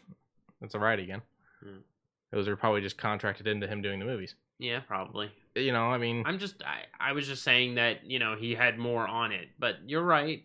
I'm just worried, I'm just worried because Star Wars was big and it could have been even bigger for him, and he said no, and I'm worried, like, did you say no because you felt the character was done and like did it from like a creative point of view, or did you say no because you're like, I don't want to take on something that big, because now you're taking on something pretty big. Yeah. Something that I really don't want you to fuck up for us, you know? Right. He is a great actor, and I loved him as Poe. I loved him as Poe so much that I was upset when we weren't going to get more Poe. Yeah, he was a pretty good Poe. It's just, I can see it from a creative standpoint. I can actually see it from the angle that you're hoping it is. Yeah, I didn't know he did go mess with a new movie. Yeah. Yeah, cool. And he's going to be doing it for the second one. Yeah. It's, isn't it coming out this year? It's going to be 2021. They haven't made it yet. Oh, copy. They just announced that they're doing it. Copy. Moon Knight says what? What? So hopefully it's good casting. It's not the casting I wanted. I wanted Keanu Reeves. Keanu Reeves would have been a good one. So now I'm thinking they're either going to go with Keanu for Reed Richards, Mr. Fantastic, which I'd actually rather John Krasinski for. Mm-hmm. There's also a lot of talk that he might be Adam Warlock, which I do not want him for. No. So I'm strange. I just don't like Adam Warlock. He can be unlikable. Yeah, like, he can be unlikable. Because when you showed me the original running of Infinity Gauntlet, I was just like, he seems real prissy for no reason. Well, to be fair, I mean, he's the guy that's going to come in and fix this fucking problem for you. He's got a bit of a chip on his shoulder. I don't give a fuck. Go read Infinity Watch, though. I think you might enjoy that. I think it's Infinity Watch, where he's basically like tracking the stones, tracking the gauntlet, trying to keep all that shit out of bad people's hands and stuff like that. Okay. You want to talk about this? This is kind of fun. Yeah. I don't know much. I just learned about it from you telling me. Let me switch over scenes. So Ubisoft did something interesting for the push forward for Watch Dogs Legion. If you're like us and you own any Ubisoft game, go and check your image right now on your Xbox and PlayStation and stuff like that, because you might notice something different. It could be a little different. Yeah. They have hacked your games. The pig has taken over your covers. It's not on all of them. Like, they didn't do it on the Watch Dogs 2 cover, but they did do it on a lot. It's on Rainbow Six. It's on the Divisions. It's on a different Division cover than the one they show here too. It's on Odyssey, so it's pretty fun. Oh, Liquid's playing Legion right now. I wish I had it. Nice. Are you enjoying it so far, Liquid? Get back to us. But I thought this was like a fun way to advertise your game. Yeah, I mean, they're also having a huge sale too. That too. The sale sadly doesn't work on the game other than the Ultimate Edition. No, sorry, that's Ultimate Edition for Breakpoint. Yeah, I was about to say, I don't think you're looking at the right game. Yeah. Although I think the one I liked best is the way they did Siege. Because it's like drawn on. It's like they graffitied it. Speaking of which, their event that they're having makes everyone look like Muppets. Like Crank Anchor style. Okay. Max, to answer your question, the pig is the mascot for the new the new Watch Dogs game, and since it's a game about hacking, the concept is that the pig hacked. They hacked them. All the games. But yeah, they're doing a huge sale. I was hoping for something special off of Legion. I know it's the brand new game, but nothing gets you to buy a game like going, you know what? Fuck it. Why don't we knock the gold one down $5? $10. Something small, you know. But yeah, they even did it with crew and whatnot. So, cool. It's kind of fun. So Liquid says not bad. Lots of story. The pig is a mask you can get in the game. There's already been articles that I've seen out there that are like how to build the perfect team for Legion and all that shit. I'm gonna do nothing but old people on my first run and just have them all die. I don't get it, man. What don't you get? I don't get why old people. Because it's hilarious. It's hilarious, but it's what the fuck. So filled in the time between games through okay. So the next Ubisoft story we have though is kind of a bummer one, but understandable. Yeah, you have it more than anyone else has it. Not a lot to talk about here. Yeah. So let me pull it up real quick. Rainbow Six Quarantine and Far Cry 6 have both been delayed. They're saying they're moving it to the next fiscal year. So that's the 2021 to the 2022 fiscal year for Ubisoft. Now, the company does say that it's because of the pandemic. The impact has slowed the progress of the game, and they say that they were 100% on schedule up until that point. Now, the good thing is Far Cry 6 was set for a February release. So when they say they're moving it to the 2021-2022 fiscal year, Ubisoft's fiscal year actually runs starting in April. So it may only be pushed back a month to two. We could possibly see it in April or March. It may take longer, but most likely that's probably what we're looking at. All right, I'm not mad at that. So what you're saying is the quarantine pushed back to quarantine. Yeah. Max says he liked Rainbow Six. This is these ones are a little different. I don't think he's played Siege, but he has Game Pass and can. This one's like I'm not sure you're gonna like it. It's very different from the like Rainbow Six Vegas days. This one is you online and your team's going against another team. Well, that's Siege. Quarantine is gonna probably be PvE. It looks like it's going to be. I'm not entirely sure what Quarantine is. They're not giving us enough on it. They're not. It does look like it involves zombies. Okay. Let me see if I can't grab. Oh, yeah. Let me show you. Yeah, he's pulling up a little bit for you here. Okay, well you pulled up a meme for it. I pulled up the meme, but yeah, it's basically you and your team are trying to breach and clear. Yeah. While another team is trying to stop you from breaching and clearing. It's pretty much what it comes down to. Show actual gameplay. Well, I was also showing off the Muppet thing. Oh, the Muppet thing? Yeah, those are kind of creepy. I don't like those. Yeah. Oh, he says after my camp. Max been playing 76 and someone nuked him. You didn't hear the sirens wailing? He didn't know it was going to hit his camp. He didn't check the map. The sirens wail no matter where you're at on the map. So he wasn't there when it happened, but he showed up to a skeletal remains of his structure. Oh, yeah. No. He sent me the video and I was like, no. Oh. Yeah. But in short, you breach and clear. You're either defending an objective or breaching and clearing to get to that objective. I think I would almost always want to be the breach and clear. I'm actually more of a defender. Oh my god, that is cursed. Yeah, screw the Muppets. The Muppets are terrifying. But it's kind of like with like the Dead by Daylight. Like I'd rather be the killer than the survivor. You know, I'd rather be the breacher than, the defender. Yeah, I gotcha. But kind of here's some gameplay. He's showing you the creepy Muppet shit, but it's the essential concept of the game. It's yeah. What do you want to talk about next? Let me switch up this over to this. There's a lot. There's a lot to talk about today. Well, I want to bum out Liquid. What are we bumming out? This? Yep. Cyberpunk 2077 gets delayed again. December 10th. Yep, they've moved it back to December 10th. The company says that the PC version of the game is ready and plays well. The next gen console is what they and the current gen console versions are what they're currently working on. I don't get it anymore. They can't say it was the quarantine that delayed it originally because the game was supposed to come out in April. Quarantine hit in February. So you lost 2 months of development time. Fine. So push the release date back 2 months.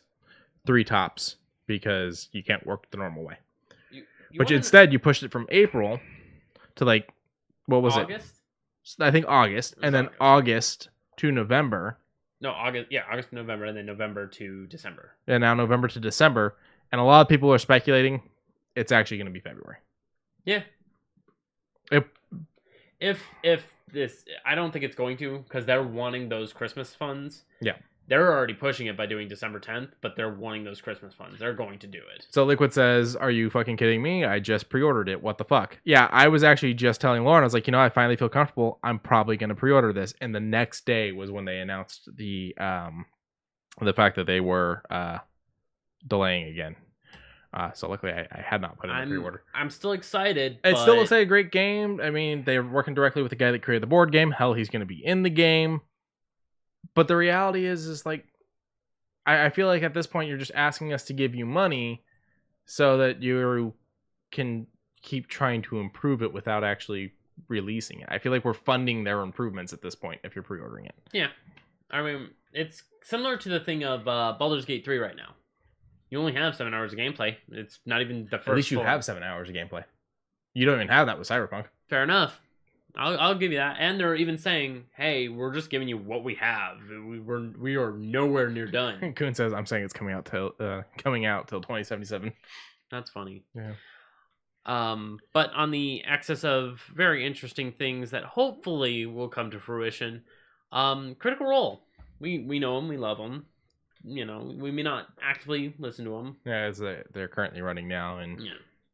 But I listen to the VODs. I'm subscribed to them. I've been behind on the show for a very long time. I'm super keen on them, but they have now a publishing company for card games and board games called Darrington Press, which is a nod to Campaign 1's Terry Darrington and the Darrington Brigade. Darrington being a novelist? No, he's more of like a archivist. He's more knowledge based. But even still, having a publication company for a card and or tabletop game, great idea. They already have some ideas out and about, which I will quickly go over. One is called Ukatoa, which is in Campaign 2, a creature that has many eyes. It seems like super simple gameplay, maybe 50 cards and a couple little tiny little figures with a giant sea dragon. It seems like it has some very interesting... They look like meeples. Yeah, they kind of do. They look like those things that you stick in the water that grow. The little sponge things. Yeah, I remember what they're called, but I don't know. The capsules. But he was a rich boy that got kicked out, and then when the guy with the name of the company after? Yeah, Terry Darrington. Okay. Terry and Darrington. But yeah, he goes back and has a redemption arc. I'm not going to spoil too much on that. It's big. So what else will they got? Ooh, I did not mean to do that. I'm going to push this to the very end. So that we unavoid that. Unavoid? There's going to be Critical Role Adventures, which is going to be a starter set for Tel de Rey, which is similar to the Tel de Rey book that is already released for 5e. This one's going to be a little bit more streamlined and kind of condense everything down, but also try and give you your own personal story without following in the footsteps of Campaign 1, which I'm like, that's cool. Something that Matt has been working on since God, 2007, 2008, when he first started voice acting. Syndicult, which is take mobs and all that, but add in a little bit of magic, have the here's and there of, we'll put them in the dirt, that kind of thing. Wildmount, what about Wildmount? The second book? The first book is what Critical Role Adventure is going to be about. Oh, Tel del Rey is the first campaign, Wildmount's second campaign. And to be fair, to be clear, they're breaking this out into quarters. So far, Syndicult will be the third quarter release. Critical Role is the second quarter release, and the Uk'otoa is their first quarter release. Yeah. And then fourth quarter is Guardians of Matrimonia. It is a cooperative card game where players have a pre-built deck that are pitted against decks of monsters, party crashers. If your deck runs out, everyone loses. But if you battle your way through the entire party crasher deck, everyone wins. Okay, so it's basically Slay the Spire, but co-op. It's Wedding Crashers, the card game. Or Wedding Crashers, the card game. But even still, I'm super happy that this is becoming a thing. Like, Matt is reaching his hands into a lot of different areas, and I am not mad at that. And from what you were telling me, there's a grant system that they're working out? There were whispers of such. Okay. Because considering Wizards of the Coast were already doing stuff like that, where they're basically having all these options and doors open up for people, they're nudging a lot of forward-thinking ideas, just as long as, it's not in a bad light. Just as long as you have a good idea, let's roll with it. I am all here for the Darrington Press, and sounds pretty cool. Yeah, and as soon as it's all out and about, and I'm always down for more board games, more tabletop games, more all that. Yeah, get people together. Even when they're apart. Let me switch over to this. All right. What do you want to do? Well, hit that real quick. Yeah. Well, no, let's go with the one you spoiled a little bit. Okay. Yeah, there we go. Hey, you guys remember this thing that was breaking people's consoles and PCs and whatnot? Anthem from EA.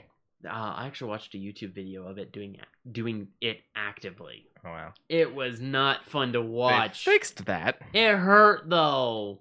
Yeah, my whole thing is like, did EA pay for people's shit to fix that? I don't know. So yesterday, the studio director Kristen Daly shared an update on the game that's coming. Now, for anyone that has wondered this failure of a game, why would anyone play it? Well, it's part of EA Access or EA Play now, so you can actually play it if you already pay for that. Which, since EA Play is coming to Game Pass in the next month or two, we're gonna 2 weeks. It says 2 weeks from today. Is it 2 weeks from today now?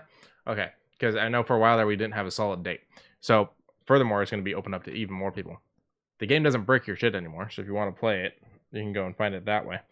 But they're doing updates to try to make it better. They promised a lot of updates, and so they've actually given an update on an update. An update to the update? Yeah, so mech combat apparently is the thing people like most about the game. It's considered the strongest aspect of the game. So they're going to do a loadout screen where you can equip and change gear at your leisure. And then they're also doing artifacts and mod slots as well, allowing you to buff up to 11 equipment slots. So they're putting a lot more into this. My whole thing is, where was it at launch? At launch, why was the game so bad that it was breaking shit at launch? Yes, I get you're trying to fix the issue, and I get you're trying to get us to come back, and this is probably the way to do it. I mean, I was super interested when the E3 trailer was rolling through, and I was like, "Oh yeah, I like that. That looks good." Luckily, we didn't have the money to buy it. Yeah, we were broke as hell. And then when we heard that it was breaking consoles, that scared us. That made us afraid to go for this game. Yeah. And then it made us angry that it was like, now it's free to play, or what did we see it over at Best Buy? Like $6? Yeah, I think that's they were selling for it. And we were physical copy. Like, why is this still here? Mm-hmm. Like, why do we have to give money for it? And then now that it's free, we're now scathed. We don't mind EA as far as, I mean, I don't. I have a lot of problems with EA, I'm not going to really speak on your behalf, but I don't mind it just because EA still continues to push the games that they know will sell. See FIFA, see Need for Speed, see SSX, See anything that rolls. Loot boxes. Okay. Okay, fine. You want to throw that? You want to throw that angle? $30 for Star Wars Squadrons. No loot boxes. No, I actually saw the other day that it was $30. I should have looked at Laura and went, for once, EA is doing something I can be proud of. Okay, then. Because I was like, holy shit, $30?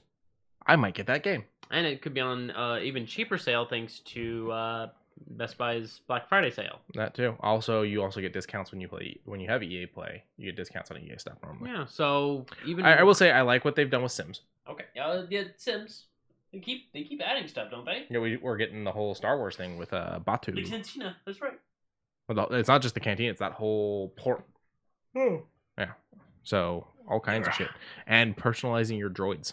Okay. That will be like hours. Oh, hours. Christ.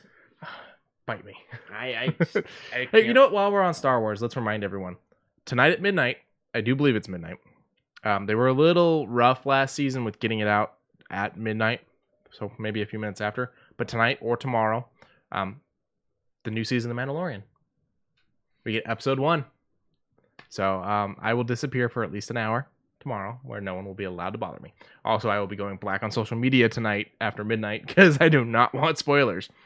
So that does make sense. All right, let's talk about this. Okay. Oh, there we go. I don't know 3 out of the 4 games, but you might. I've heard of Origami. Origami is one of those nice little platformy fight 'em ups. But good news, here's a little trailer. Yeah, here we go. Origami, Swim Sanity, Full Spectrum Warrior, and Indiana Jones Lego. Mm-hmm. Excuse me. So these are the November lineup for the games with gold. So Origami Shadows Edition is considered it's a $25 game. Comes out November 1st to the 30th. Swim Sanity is another $25 game. That one will be available from the 16th of November to the 15th of December. Full Spectrum Warrior is a $15 game and will be available the 1st to the 15th of November. And Lego Indiana Jones is, for some reason, still $20 after all these years and after a failed sequel, which will be available from the 16th of November to the 30th of November. So I was wrong. This is not the game I was thinking of. This is like a shadow stalking thief clone that has shadow abilities. I wouldn't even call it a thief clone. This is far different from a thief. Sure. Sure. It's interesting. That was pretty cool. Swim Sanity. Let's see what this is about. I don't like the water. Underwater Mega Man? Water Mega Man.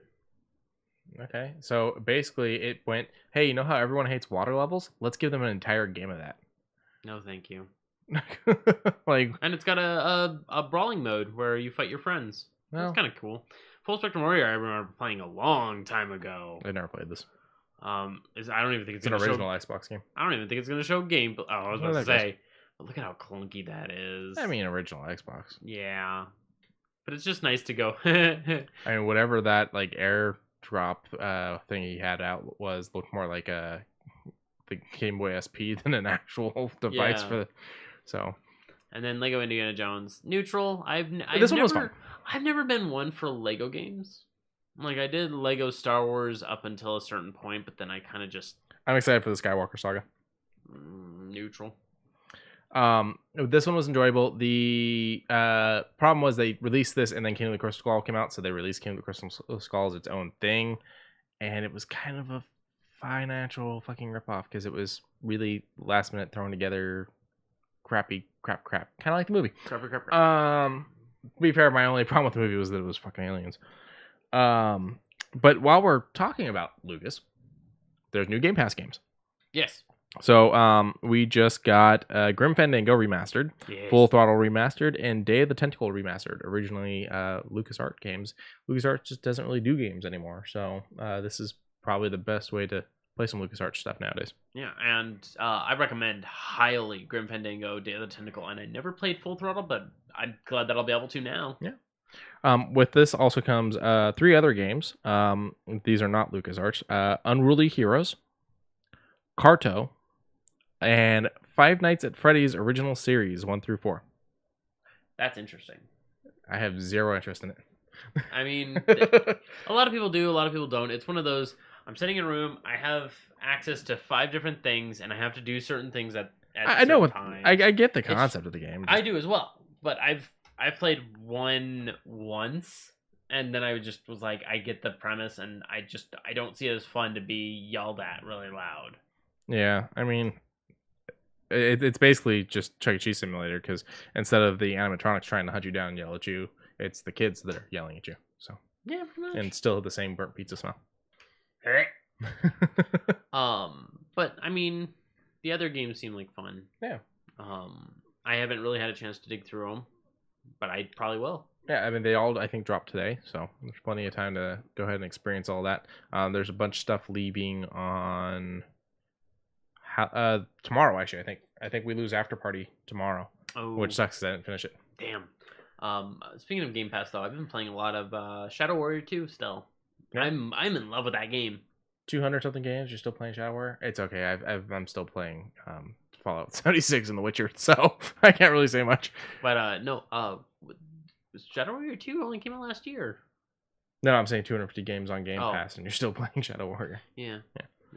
And this is on the PC of Game Pass. Yeah, most of what I just mentioned came out on PC as well, Yes. and there was a whole batch of updates for allowing more stuff on the Android. Yes, and I'm glad. I mean, when you look at the list, it's a big list, but some of them are being pushed for Android, which I'm like, that's nice that you guys have adaptability. Here's an idea. Yes. You say you don't have a PC that can handle running the PC games. Okay.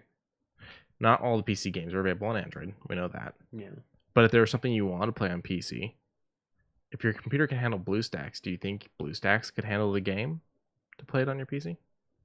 Because it's dumbed down to an Android. I don't. It wouldn't be running at the same levels of a PC version, anyways. It'd be running at what an Android can handle. I don't know, because it would still need graphics acceleration. So I mean, maybe at a lower resolution, I guess. In theory, something to play with. Yeah, in theory, it would work, but I'm having fun with just dashing around and having one-liners being spat at me. I think it's time to perk up the chat a little bit. Let's talk about some. No, over. There you go. Ba-da-bop, shoe news. I still want a jingle. Yeah. So these ones are not nerdy. These ones are not pop culture, but we couldn't not talk about them. And again, thank you to Sneaker News for all this information. We could not avoid talking about these ones as they are the new Air Jordan 1 Retro High OG, or the Dark Mocha. I noticed them. He noticed them. As soon as I came in, I was like, so I got a whole bunch of shoe news today. And you were like, yeah, I only have one. It's the not really pop culture. And I said, let me guess, Dark Mocha. Yeah. They're actually not bad looking. They're not bad looking. The bunchiness of the tongue is a little weird, but they're not bad looking shoes. I think that's perspective. I think it's a fine. Yeah, I think it's fine. It's just It's the perspective. They're not bad looking. They're 170. They come out on Halloween. And Sneaker News does have the full breakdown of where you can get them and time wise. In case you're down for buying them at launch. Yeah, I mean, with a lot of these, you got to buy them at launch or you're not getting them. Fair. But yeah, that's number one. Number two, Jolly Ranchers. We already saw their first set. This is their second set, and holy crap, does it look like children's shoes?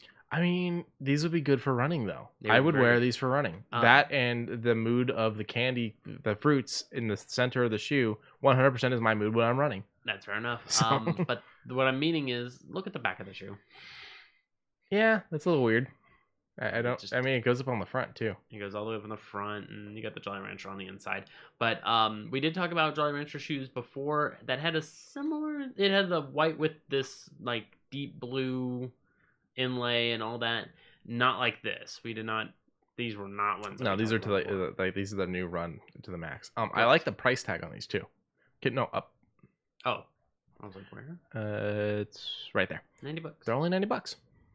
Now they say men's. So I'm assuming they didn't do a women's variant, but I mean these seem pretty unisex, and shoes, at least in the U.S., tell you what they are. The men's shoes will have what they are, and the women's shoes will have what they are, men size wise. So you should still be able to find these for you. Liquid in chat says extra grip. I don't think you can get the grip off the back, my dude, unless you're going down an ice hill. I don't. Yeah, maybe that's what it is. Maybe it's like skid to a stop. Like the cartoony, like no, Yeah. get out of here. Next one, Chinese New Year. We already passed it. This year is the year of the rat, but I just thought God, I'd I talk. haven't seen these yet. Yeah, they are really loud. Okay, so this one is like, it's loud, it's interesting. Okay, I want to see the other shoe. That. Yeah. The one with the shag carpeting.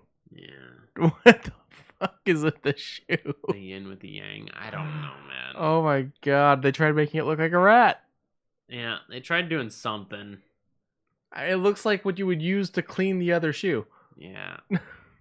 I like this one, not Yeah. this one. But, What's the price running on these? I think I saw one. Oh, no, nothing. We don't know yet. Yeah. No, Mm-mm. That's a choice. That is a choice. Well, let's get into the ones we were just talking about, which is The Mandalorian. There we go. Now, it's not directly Mandalorian. Oh, come on. You're right. That's a lightsaber, so it's not Mandalorian. Yeah, it's called the Dark Saber. The Dark Saber. But both of these are still within their lean for how they're promoting Star Wars shoes. Yeah. And the fact that it's going to be released with our next shoe news is kind of why I'm like, I think this is hinting at something. Mandalorian-ish. Yeah.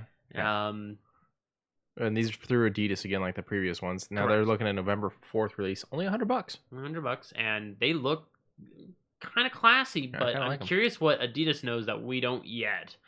I like the lightning breaking type of thing we got going on. It's a very simple shoe. Yeah, I'd wear this. Yeah, and the inlay has a person. The bottom's a little big, but... Yeah. Oh, wait a minute. Go back up. Are those Imperial marks? Oh, these? Okay, not exactly. Maybe. Liquid. Me likey. Yeah. I just immediately think of Chris Farley. So then the next one is...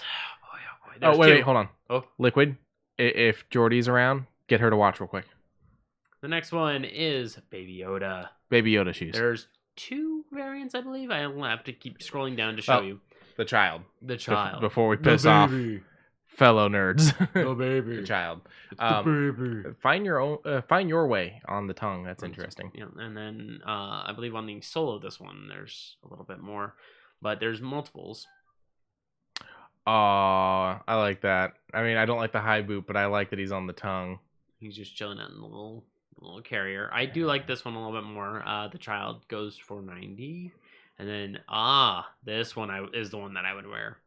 It's not a bad looking shoe. I mean, it's still too high for me, but it's not a bad looking shoe. Yeah, this one goes for $90 as well, and then there's more. Oh, I like him on the side there. Oh, and I like the writing.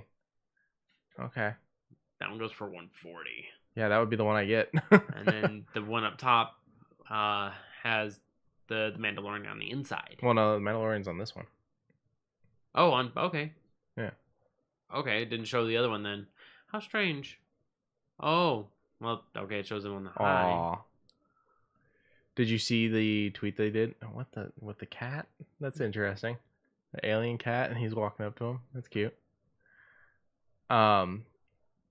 Did you see the it doesn't show the soul for this one. The tweet they did yesterday for the 2-day countdown? It's the child, but he's kind of doing the prom pose where he's like this. So he's like, and it says 2 days behind him. I don't think we've ever had a lot of bad Adidas. No, like aside from like a couple super pumps here and there. Yeah. I mean, it's a pretty calm, stylish shoe. You know, I mean, I wouldn't wear that. I don't know what that is. Well. Oh. Yeah, I didn't. I just glanced. Okay. I see it now. So these are Freddy Krueger shoes. But impromptu shoe news. All right, well, scroll down. Let's see a little bit more of this one. What's the price? $170. Comes out tomorrow. Kind of plain, but it suits it. Yeah, a little bit of the blood drip off the shoe, that kind of thing. I do like that. Oh, and a little bit of the slash with the Nike. Yeah, that's cool. All right. That's an interesting shoe. I like it. Oh, I like the blood drip on the back. Did you see it? Yeah. No, up top. Oh. Right there. Yeah. I like that. It's pretty cool. Now, this one, I wouldn't wear, though. I wouldn't wear But either. I would get it for Lauren, because I know she would love it. Yeah, they look really nice. Yeah, I mean, Sneaker News killing it again, having plenty of stuff out there for us. Oh yeah, thank you. From here, I am going to talk about something that is in a realm that you like, but a new thing you're not too big into. What are we talking? What? You've got the right page up. Oh, okay. Borderlands 3 is announced their next part of their next part of their expansion. So this is going to be called Arms Race, and it is another battle royale. So you're all for more Borderlands 3 stuff. How do you feel about another fucking battle royale? I don't mind it. I just hate that that you have to have the season pass too to play it. Yeah. So yeah, you have to get the season pass too, which is running what, 40? I don't know yet. I think he's running 40. Click on the link. So Arms Race drops November 10th. It's going to bring in new maps while also using current maps. It's a battle royale. Drop in with no gear, abilities, or tools. You have to pick them all up while you're searching the map and killing each other. You find power-ups and as you race towards the final section of the map. So you're kind of working through the map. It's just so frustrating that it's like regular. Mm-hmm. Next level edition. Super Deluxe edition doesn't come with 2, but the Ultimate edition does. And we got the Super Deluxe, didn't we? Yeah, we got the Super Deluxe. Yeah, fucking annoying. It's like, really? Yeah, so they're not telling us price. So this stuff's dropping November 10th, and we still don't have a price. So it's what, 12 days away? Yeah. Before the first content from this drops? That's right. Okay. I don't know. I'm happy that as soon as everything rolls over, everything that you already have on your Xbox One rolls over to the series. So I'm like, cool. I mean, that's great and all, but I don't know. I can't be mad at that. All right. I don't think we need another battle royale, but they dropped a trailer. We're showing you a little bit of it here. It's on Gearbox's Twitter if you want to go check it out. It's the same concept of all of them. You go in with nothing. You pick up what you can and blow shit up. Yeah. And I guess mobs also spawn in, which is kind of cool. And I mean, I guess it's an extra level that the other ones don't have, but I don't know. I don't either. How are you going to feel if the new Siege has a battle royale? I don't know. All right. I've only got one news story left, so yeah, I think that's our last thing for the night. Okay. This game looks pretty, and what I'm talking about is Final Fantasy 16. Yeah, and it does look pretty, but I'm just afraid that we're losing touch of what Final Fantasy is. I think that you're looking at it the wrong way, honestly, because the story is going to still be just as great. Just because the mechanic of how you fight is changing doesn't change the story. And to be honest, the story is a major part of Final Fantasy. You're right. So I miss going back through the turn-based style. Now don't get me wrong, I've been distancing myself away from JRPGs because they take up so much time. But if you give me the options to, like, right now, I wouldn't mind going back through God, what's a good Golden Sun. I'd go back through Golden Sun, no problem. It's turn-based, it's pretty medium, it's got a lengthy story. I would love to go back through it. So now here's the thing. You may not have to worry about it. What is that? Well, I'll get to that in just a minute. So the website went up today. Yep. Final Fantasy 16's website went up today. It's through the regular Final Fantasy Square Enix website. So we're getting all kinds of stuff. There is a reveal trailer. We learned that the protagonist's name is Clive Rossfield. He is the older brother of the red-wearing child from the trailer, Joshua Rossfield. We also hear about Jill Warwick, a child friend of Rossfield's brother, who isn't from their homeland but was raised alongside them. We get character bios that talk about tragedies that occurred between the two brothers involving Ifrit that causes Clive to start on a dangerous road to revenge.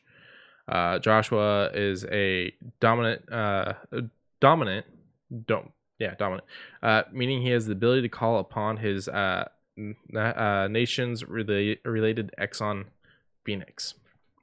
Most nations in the world of Felicia are built around mother crystals, huge crystal mountains that supply ethereal to the area around them.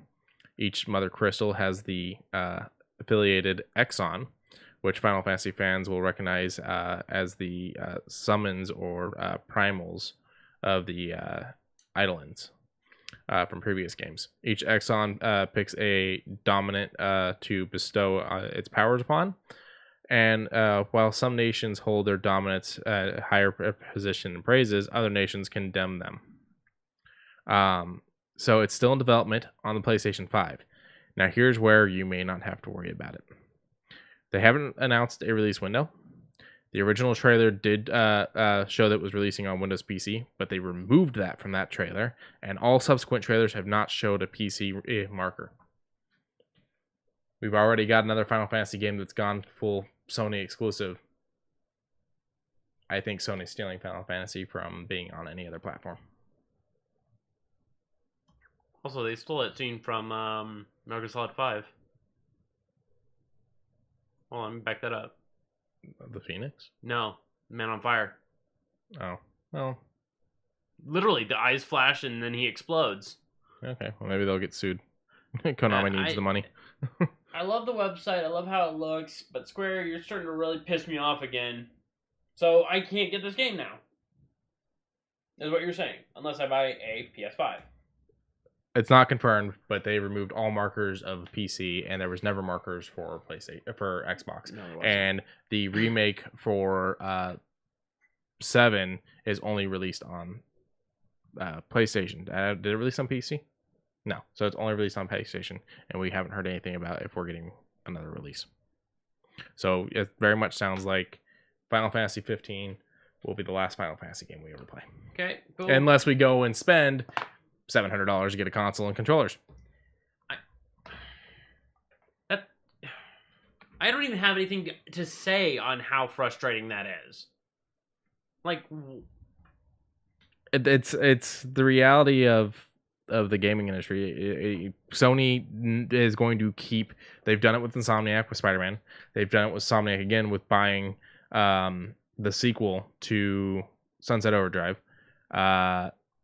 They've now done it with the Final Fantasy remake, and they're going to keep doing it with other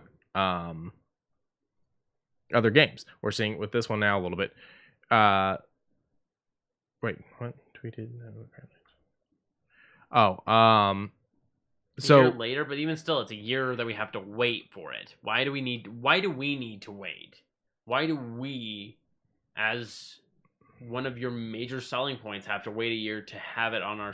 That it's bad for marketing. It's terrible for marketing. Yeah, so Liquid's saying that apparently they're doing what they've done, what they did with 15, where Xbox users get it a year late, which is just a shady fucking thing to do on Sony's part. It is. And it's a shady thing to do on Square Enix's part, where it's like, well, money's more important than the consumer. And then meanwhile, you got Microsoft that's basically saying, hey, you want to use our character for your game? Go ahead.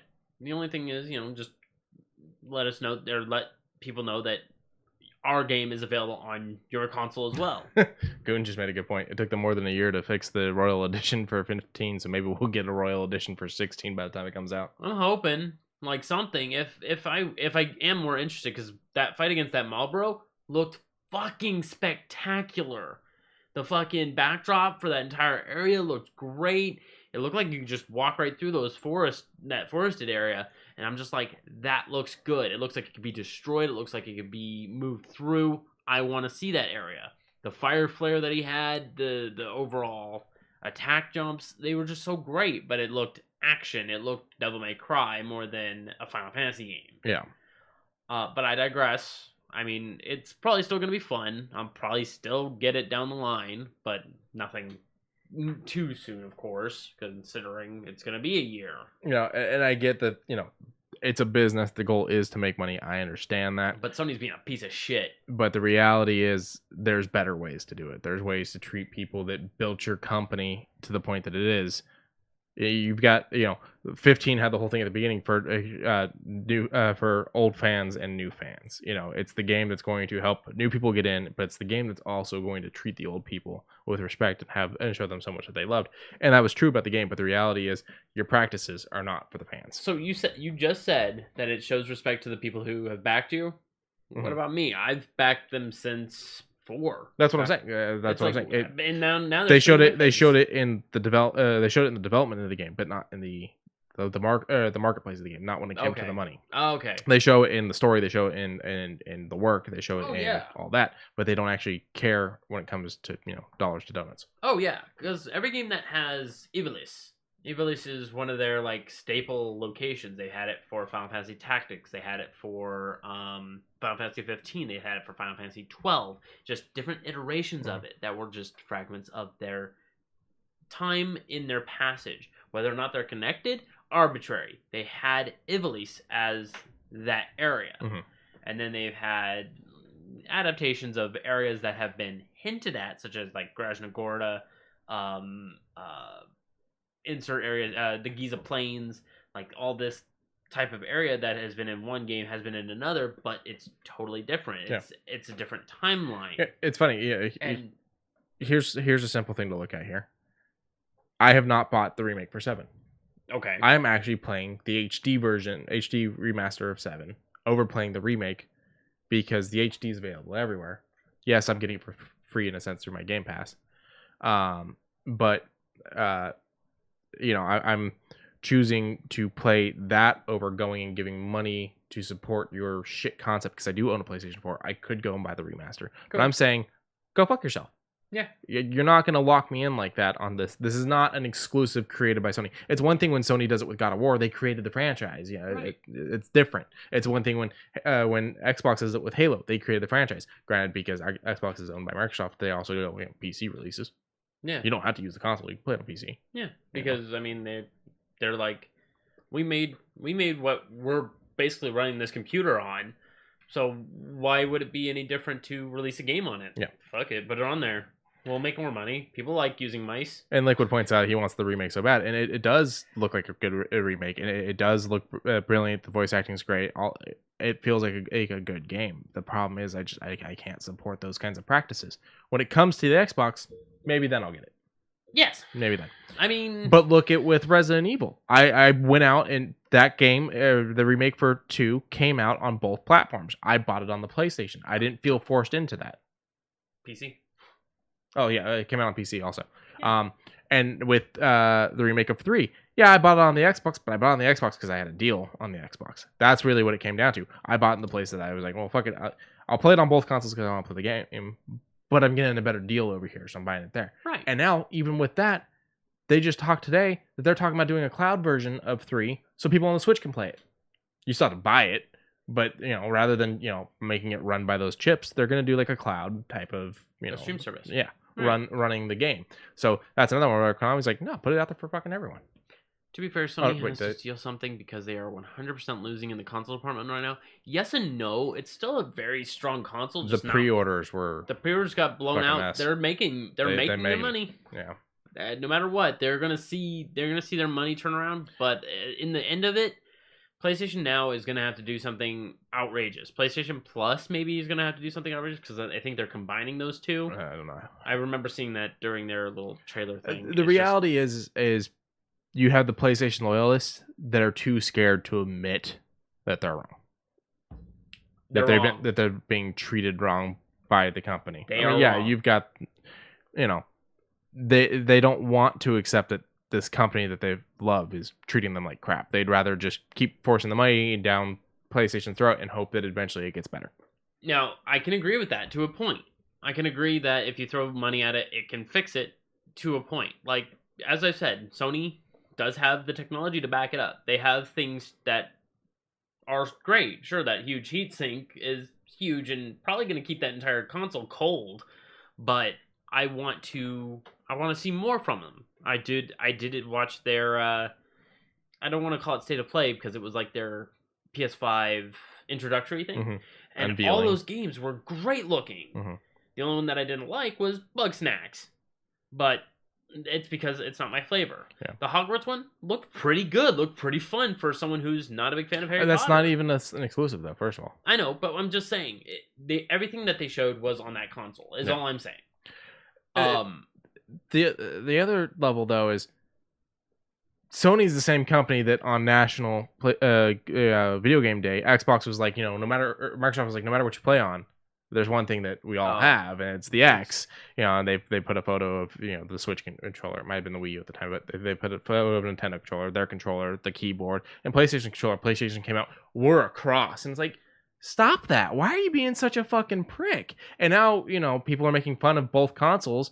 Oh, the Xbox One, it looks like a fridge. Well, guess what? They fucking made a fridge and they're giving it away. Xbox turned into that fucking skid, and I'm trying to win that bitch. It looks good. I want it. What sucks is it doesn't have a freezer. Fuck it, I don't give a shit. It'll go in the garage. I'll buy a deep freeze, put the deep freeze in the garage, put the Xbox in the house. Fuck it.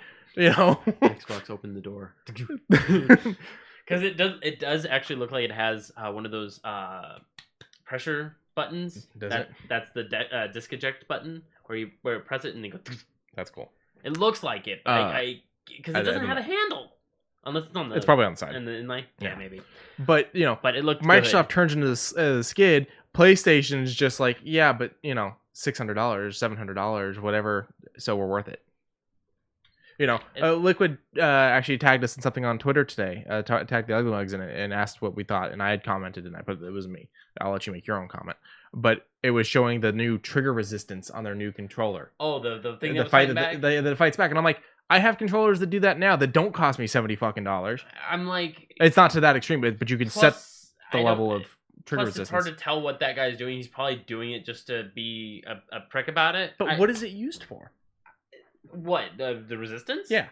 Some resistance can be used for shooting games. Like I would love a major resistant one if I'm playing a shooting game, just because it allows me to I have lean a resistant controller, and I have tried shooting with it, and a lot of games you can't actually do it. It doesn't let you compress the trigger in enough to actually get the shots off. It's an opinion feeling, I guess, because I have pushed that thing to where I feel like I'm going to break it just to get one shot off. Okay. Depending on the game, it doesn't function right. It's not something that crosses over properly. Is that your Xbox? Or yeah, it's not made by Microsoft, but I have one for the Xbox. Okay. Yeah. Then it's just that controller.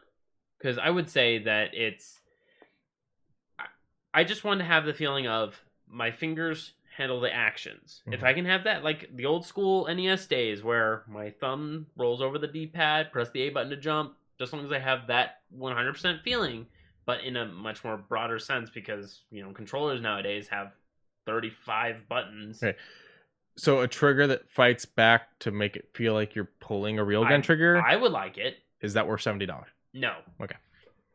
No. Meanwhile, I was going to mention very briefly the Best Buy is having a lot of Black Friday sales. Oh yeah. Best Buy's going nuts, and they've already launched a bunch of the Black Friday stuff. They did. Go check out their website. I'm not going to go too much into detail, but they did have a lot of pre-order stuff for Xbox controllers that also include Xbox Game Pass. So you get a controller and the Game Pass for 3 months for, I think it's $75. Nice. And I'm like, that's actually really good. Yeah. And I mean, they have what was that racing? Not the racing. The one where you're on the bike. Days Gone, where you're a biker trying to survive. Oh yeah, the one that I want that one to come out already. I want to play that one, but that's one that keeps getting put off, isn't it? Days Gone. No. Goon played that one. Oh, Days Gone officially came out. I thought they only did their pre-release thing. I didn't think they actually released the game properly. Release date. I think it was. And Max says, for a game worthless, real life, great. Talking about the Resistance. Okay, so it did come out, and okay, I wasn't sure. Yeah. I've played the game that caused this game, DayZ or whatever. Gotcha. I've played that one, and I didn't play that one. I could not get a fucking server to play that one. Not to paraphrase what Goon was saying about this game. He said it wasn't bad. The main character's a dick, etc., but the game is not bad. Okay. So what are they doing with this one? I'm sorry, for the Black Friday deal. $10. Nice. I was just saying that this and some others were $10. That might be how I get it then. Last of Us Remastered was, I think, $15. Okay, I mean, here's another one where I don't know, so because Days Gone kind of falls into that weird spot where DayZ, whatever you want to call it, was not a PlayStation exclusive, but Days Gone is. Yes. However, my argument is DayZ, whatever, was originally a mod. So if PlayStation wants to hire these mod people to make a game for them, that I'm more accepting on. And so that's why I will support Days Gone being a PlayStation exclusive over, other things that they've stolen. And I think that was actually now thinking about it, I believe that was Santa Monica. So I think that was Sony's. Yeah, Santa Monica. Yeah, that's what I'm saying. Like, the original wasn't, but this was as an exclusive. Right. But it was because they took an original that wasn't even really a game. Yeah. Made it a game. $15 or $25 for Grand Blue Fantasy, which is pretty good. It's a great fighting game. I've watched a little bit. It's really crazy, but I think I would like it. 25 for Yeast Chronicles. A lot of very interesting games. 13 for Grand Theft Auto 5. I mean, who the fuck doesn't own it? It was free on Epic like 4 months ago. Everybody owns it. Nobody fucking plays it except for to play online anymore, and that's why we're not getting 6 anytime soon. Borderlands 3 for 10. That's not bad. That's actually really good. And I love what Best Buy is doing, and it says, hey, it also includes the next gen upgrade. So in case you already own it, you can put it in your new console. It gets you those upgrades. Where I'm like, that's kind of nice. There was a whole bunch of other stuff that was basically plastered on here. But you go into the TV section, $249 for a 60-inch smart TV. Not bad. So yeah, go and check their deal out. But unless there's something else you want to cover here, I think that's it for the night. That would be it for the night. Why does it keep going back? Just put us back where we were. Their site's a little buggy, it seems. Too many people checking it out. That's what it is. Maybe I hit back and it's just like, hey, you know what sounds good? Not going where you want it to. You broke it. I probably did. He broke it. He broke the whole internet. No one has internet anymore. Yeah. Blame Justin. Oh, 65-inch. That's nice. And it's 4K. I mean, that's useless. It's not. I don't have anything that does 4K, and I don't own anything that's 4K. You will. Series. Yeah, okay. When I get the series, that'll be 4K, but as of right now, I don't. So I guess this could be my preemptive start towards 4K. Yeah. Oh, and your Roku. Does my Roku do 4K? I've never even bothered with it. Okay, well. But yes, thank you for joining us. Remember to follow us, like, subscribe, tell a friend, tell a frenemy, tell an enemy. Just tell anybody who wants to listen to some couple of guys talk for a couple hours about pop culture and some shoe news. And if they don't want to listen, make them listen anyways. Yeah, I mean, right now in Tennessee, it's being used as a torture device. Well, I don't know about that, but it is for the greater good. The greater good. Stop that! But hope everyone has a safe, fun Halloween, and we will be back next week. And I just want to say that we're the us together. It's the what? I'm waiting for it. I'm just waiting for it to do it together. Come on, go on. It's a perfect brew. It's getting hard. No. All right. Bye, everyone. Bye, everybody.